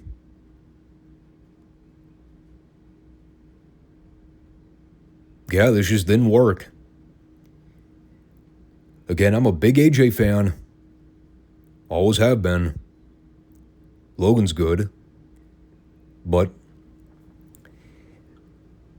it was another swing and a miss on the card. The chemistry wasn't there. The crowd investment wasn't there. Just another massive disappointment. Which then took us to the women's tag title bout. Because yes, those belts still exist for whatever reason. Even though nobody gives a shit about them and they mean absolutely nothing. And it's another false advertisement. The match that was originally supposed to be Liv Morgan and Raquel Fernandez versus Lyra Valkyrie and Bayley. Well, it turns they wrote Bayley out in storyline for reasons. I don't know why. It's not like Bayley was the weakest of the four workers here. In fact, she probably would have been the strongest if we're being honest.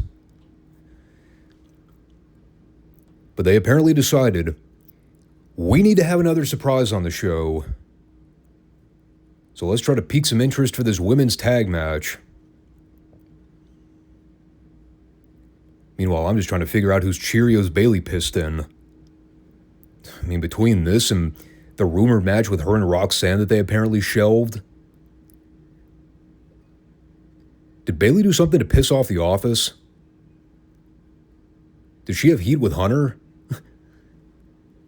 I honestly would love to know what the situation is with her. Because this just sounded like direct sabotage. And I will admit, the Becky surprise was a genuine shock moment. It's not to say Bayley's substitution was a poor choice. But if you were going to do this anyway, why did you need to bother with the whole Bayley thing? Just promote the match as Lyra needing to find a tag partner and spend a few weeks on television giving people pointers without directly saying who it's going to be. At least that way you're not throwing poor Bayley under the bus. So this is another match that I kind of had on in the background. I like Becky, but her showing up to be Lyra's tag partner wasn't exactly the most enticing thing on paper. I'd have rather seen Becky work a singles match with a Liv Morgan and maybe see her go over in a quick squash. From what I did see, the match didn't look anything to write home about. I'm yet to be sold on what the big deal is with Lyra Valkyrie, if that is her actual name. I'm not even trying to be comical. I legitimately have no idea if that's how you pronounce it. Becky looked fine. I still think she's way too slim.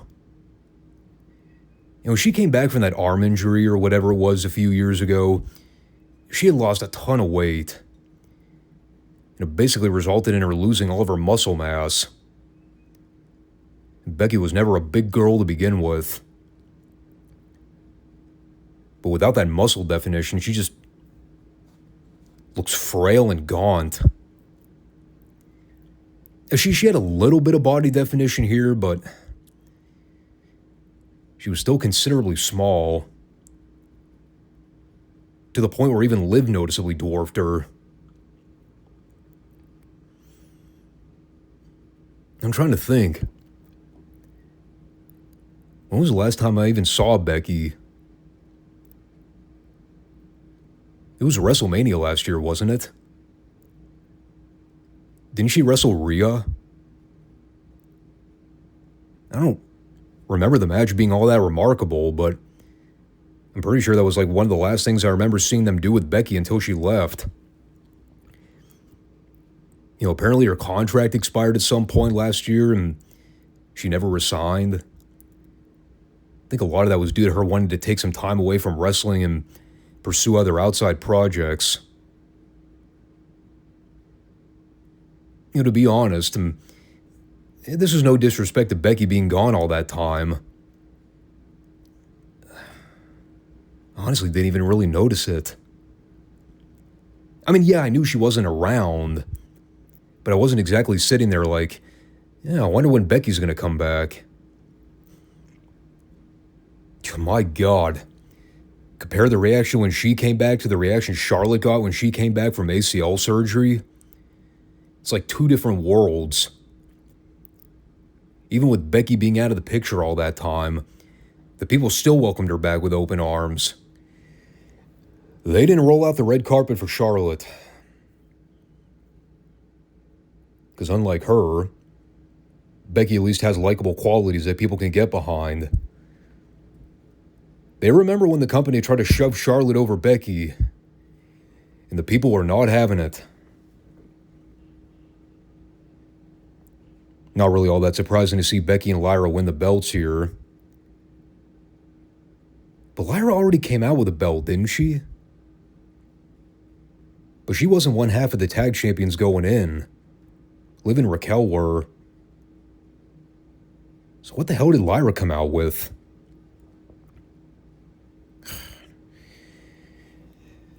It's a problem with modern wrestling. Way too many damn belts. And none of them mean a fucking thing. But everyone has one. I hate to coin a Vince Russo term, but they're all props. We'll see. Becky's back. Not necessarily a bad thing. I don't know how she's going to factor into the overall main event picture. I'd find it hard to believe that they would keep her in the mid-card, but who knows?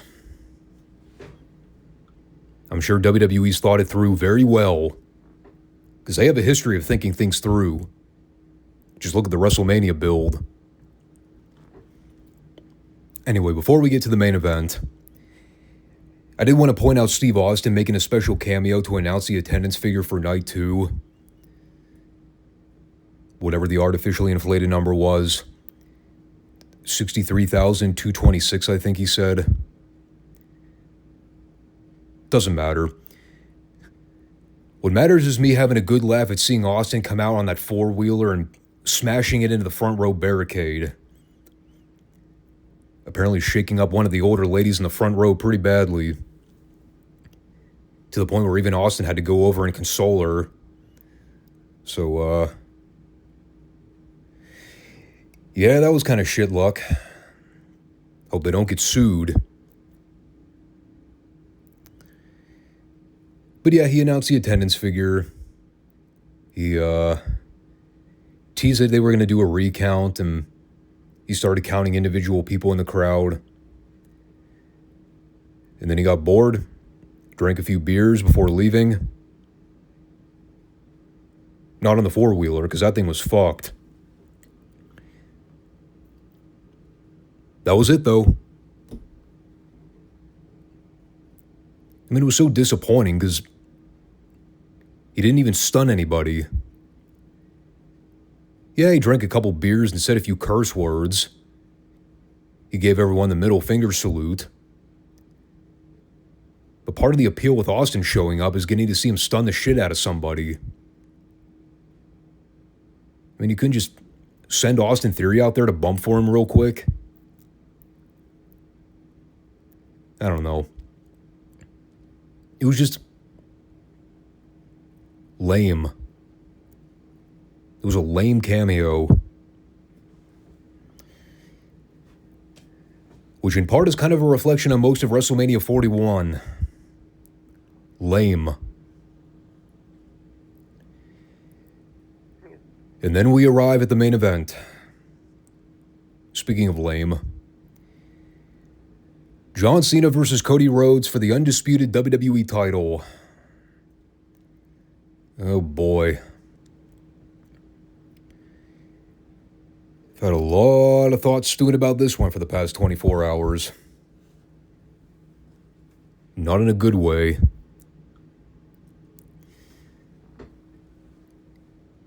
I guess I'll start here. I've been very vocal on this channel about my thoughts on why I didn't think the John Cena heel turn was a good call.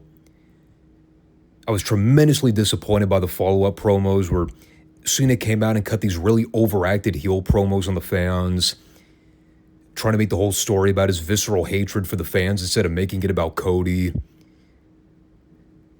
Meanwhile, you got Cody out there looking like a spare prick at the wedding, trying to think of ways to save himself from getting totally overshadowed. They've had over a month to change my mind. They needed to give me some kind of hook of justifying everything we saw back at the Chamber. And based on what I've seen with the clips, the Cena promos, the back and forth banter with him and Cody, the overall absence from The Rock, and the lack of any substantial focus on tying up loose ends from early March,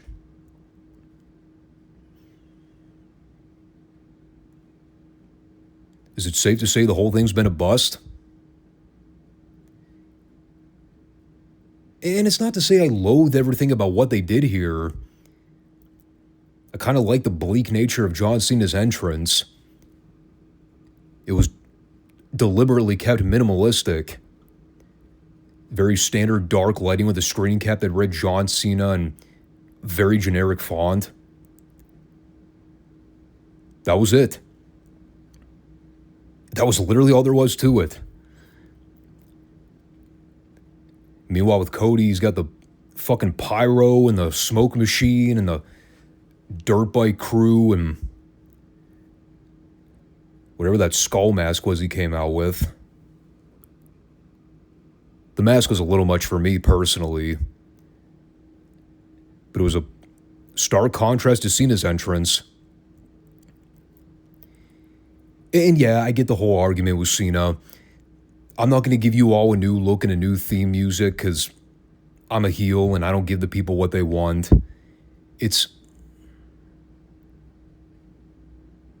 I see what he's trying to do. The problem, though, and again, this entire heel turn is more predicated on Cena's hatred for the longtime WWE haters than it's ever been about Cody. And while it's okay for Cena to acknowledge the people and explain why they might be wrong in his eyes, it doesn't negate the fact that it took up until 2 weeks ago when Cena finally even explained what his beef was with Cody in the first place. And even then, the whole thing came out very contrived and forced. You were my chauffeur. You stole from me. You sucked me dry of information and used it against me when WWE gave you the torch without letting me properly pass it. The whole thing boils down to bitter jealousy on the one hand, but it's not really a captivating or gripping story. For all the investment they put into turning Cena heel, all the people that have been waiting years to finally see it happen, the best they could come up with was Cody Rhodes was handed my spot without ever having to truly earn it. No mention of The Rock. No direct line of tracing everything back to what predated the Elimination Chamber when Rock had shown up in the fall for a hot sec and did the throat slash thing to close out whatever the PLE was. It's like none of that shit ever happened. They just completely glossed over it all. Rock was here 1 minute and gone the next. And it's been radio silent from him since March. And that really was the big talking point coming out of this match. Out of everything we saw, the big takeaway, no Rock. Not a single appearance. We were waiting for it. When they did the ref bump at the very end, everybody immediately turned to look at the aisleway in anticipation for something. And we got something. The something came in the form of Travis fucking Scott. And everyone immediately groaned. But The Rock was MIA. And that was a very, very questionable booking decision on their part. Considering everything that's been building up to this moment. Cena going for number 17. Selling out to join The Rock and become the corporate greedy Hollywood champion. We're just completely bypassing any involvement from Dwayne. The best we get is Travis Scott. And look, I knew going in that we weren't going to get this epic showdown between Cody and Cena. There was going to have to be quite a bit of smoke and mirrors here. Between Cena's limited capabilities in the ring, Cody having to modify a lot of his ring style, this was always going to be more about the spectacle of the personalities than it was so about the actual quality of the match. Everybody knew that going in. So, you really needed something big here to make up for the lackadaisical body of the work.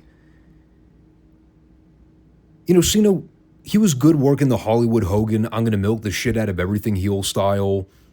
I like the take on the 5 moves of doom where it took him like a full minute just to hit the 2 shoulder tackles, the side slam, and the 5-knuckle shuffle.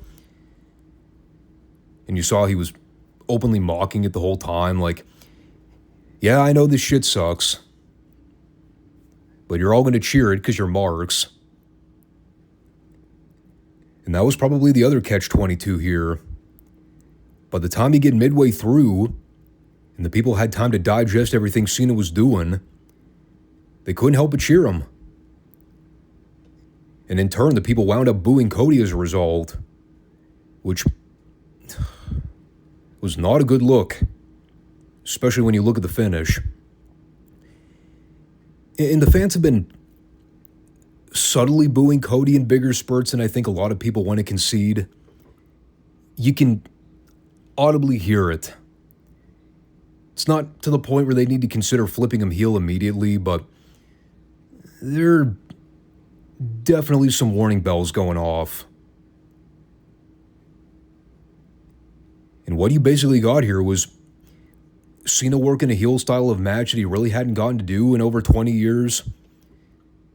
But because they were in front of a smarter fan base, it had a lot of elements of Rock Hogan from WrestleMania, where even though Hogan went into that match as a heel, he ended up kind of walking out as a de facto babyface because the people loved everything he did as a bad guy. He had the longevity. He had the history. You put that in front of a smart mark crowd. No. You're not always going to get the result you want. And Cody was fine, but that's really the best I can say about his performance here. A lot of it was carried by Cena milking crowd reactions and trying to be a scumbag while at the same time getting cheered through a lot of it. And yes, it did decentralize into a scenario where they just kind of started kicking out of each other's finishers to the point where it just killed their finishes entirely.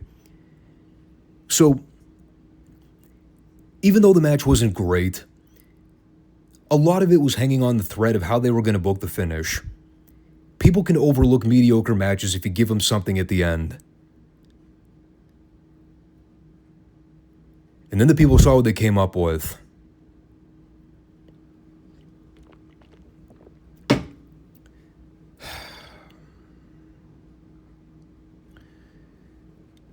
So the ref gets bumped. Cody hits Cena with a crossroads and has a visual pin.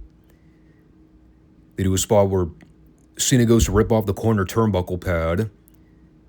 Cody gets driven face first into it a couple times. Hits the AA on him. 1, 2, kick out. So at this point, I basically established that John Cena's finish is the weakest finish in all of wrestling. I mean, what was this, like number 4 in the match? God. Nobody tries to protect their finish anymore, especially on the big shows. At some point, there's a second ref bump where Chad Patton falls out to the floor and sells for a bit. And time passes. There's a lot of downtime where not a whole lot is happening. Finally, they cue up Travis Scott's music. And yes, I'm going to completely overlook the fact that Travis Scott has a fucking WWE theme song. It's stupid. It's ridiculous. I'm not even going to elaborate on it. So he saunters down to the ring with a gimmick hardcore belt on his shoulder, looking like a mark coming out to wrestle for his Backyard Outlaw promotion. All 140 pounds of him. He and Cena had the quick exchange. There's something that happens where Cena goes to restrain Cody so Travis can sucker punch him, but Cody fights out and ends up giving Cena another crossroads. And this time Travis pulls the ref out to the floor. And now is the point where they're finally teasing the face-off with Travis and Cody. And this goes on for a very long time. They are milking it and milking it and milking it for, God, seemingly hours. And I'm sitting there impatiently waiting for Cody to just kill this fucking clown so we can move on to something else. Finally, he gives Travis the crossroads, shit cans his dead body out of the ring. At which point, in one of the single lamest, dumbest, most underwhelming WrestleMania finishes I can recall in recent memory, Cena grabs the WWE belt, and he goes to charge at Cody like he's going to hit him in the head with it. But Cody cuts him off. He snatches it. He stands there like an absolute dolt while Cena begs for mercy and tries to get Cody to let his guard down. And like a dumb ass fucking twat, Cody does exactly that. The dumbest babyface on the planet Earth. He lets his guard down. He realizes that he doesn't have the heart to clock Cena in the head with the belt. So Cena goes low ball on Cody's genitals. He gives him one belt shot to the head. After all the fucking shit we've seen throughout the match with these two, kicking out of finishers left and right, it took one singular belt shot to the head of Cody. That was enough to render him completely immobile. Also, Cena could cover him and pin him.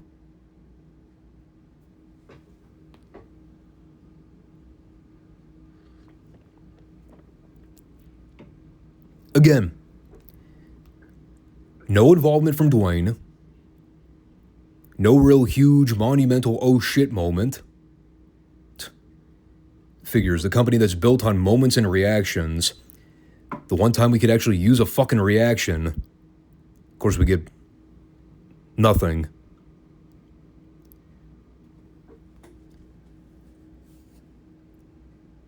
Wow.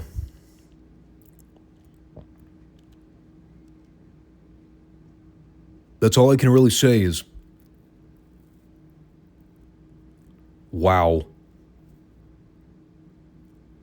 Not even an Owen Wilson wow. Just, wow.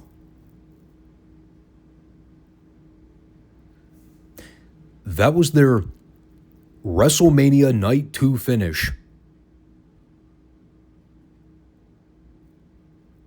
They booked that. Someone saw that idea on paper and said, it's fucking genius. And more importantly, that is how John Felix Anthony Cena became a 17-time world champion to finally break Ric Flair's phony title record that people still, for whatever reason, find as a huge deal.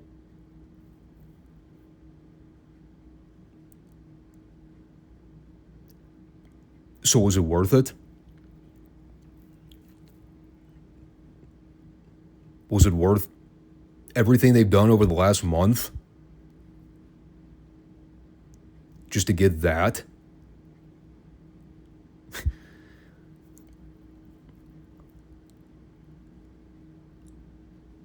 I honestly don't even know what to say.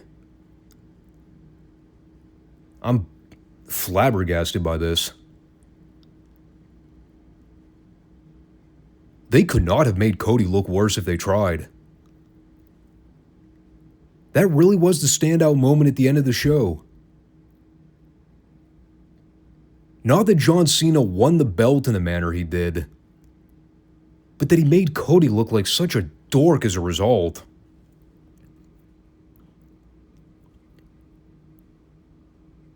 I'm sorry, I can't process a situation where somebody would look at that and think, this is the best utilization of getting the title off Cody. We'll have him be a conflicted, idiotic babyface who lets his guard down in one of the most crucial moments of the match.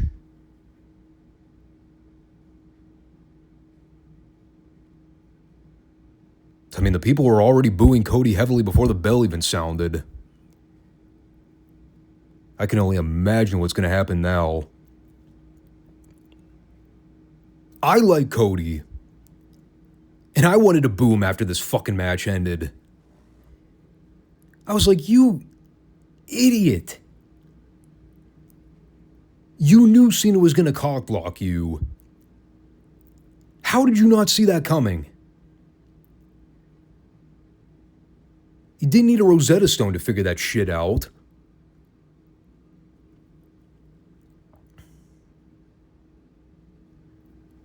This ending really encapsulated my overall thoughts with Mania 41. Dull, lame, tedious, predictable. For the most part, not very captivating.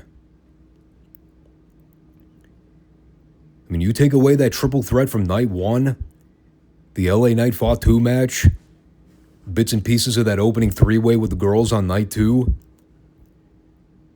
This was easily the worst WrestleMania I've ever covered on the channel.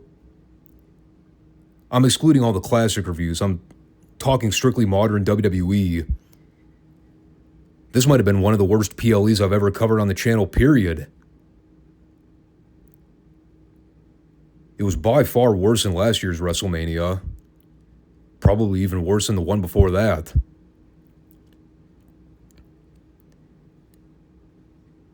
This is like the one time where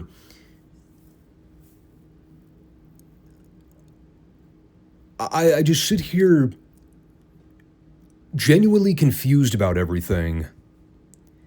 I have no earthly idea what their agenda is. I don't know what any of this is building to in the lead up to the summer, but tell you what, it's not giving me high hopes.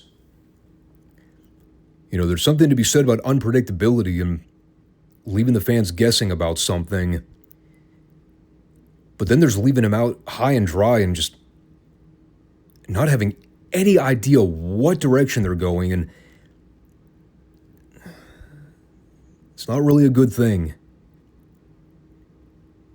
And there's going to be a little bit of buzz with the Fallout shows over the next week or two.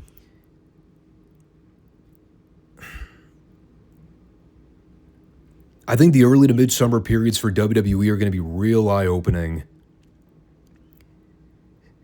Because this show did not leave a lot of promise for skeptics and avid followers alike.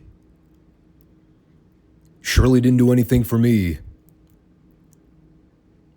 In fact, it sort of validated everything about why I think WWE's product sucks right now. Let's be honest, people, it's not good. There's some good stuff at the higher end of the card with the bigger names. But when you look at the overall direction of the product, there's a lot more bad than good.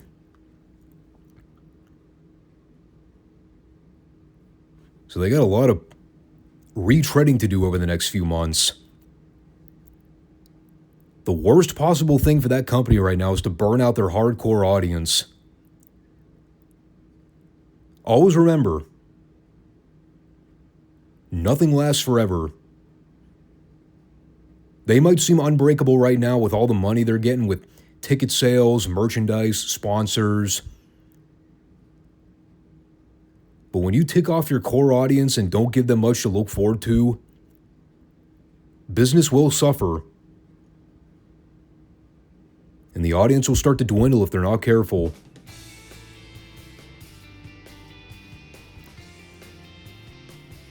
So there you have it. And on that note, I got a hell of a lot of editing to do right now, so we're going to end the show there. Thanks everybody for tuning in to check out the 5 Starr Wrestling Report. And again, just a let you all know this Friday there will not be a classic review show. We will resume next Monday with Retro Raw. And I think, if I'm not mistaken, too, the next In Your House will be then as well. So, you have that to look forward to.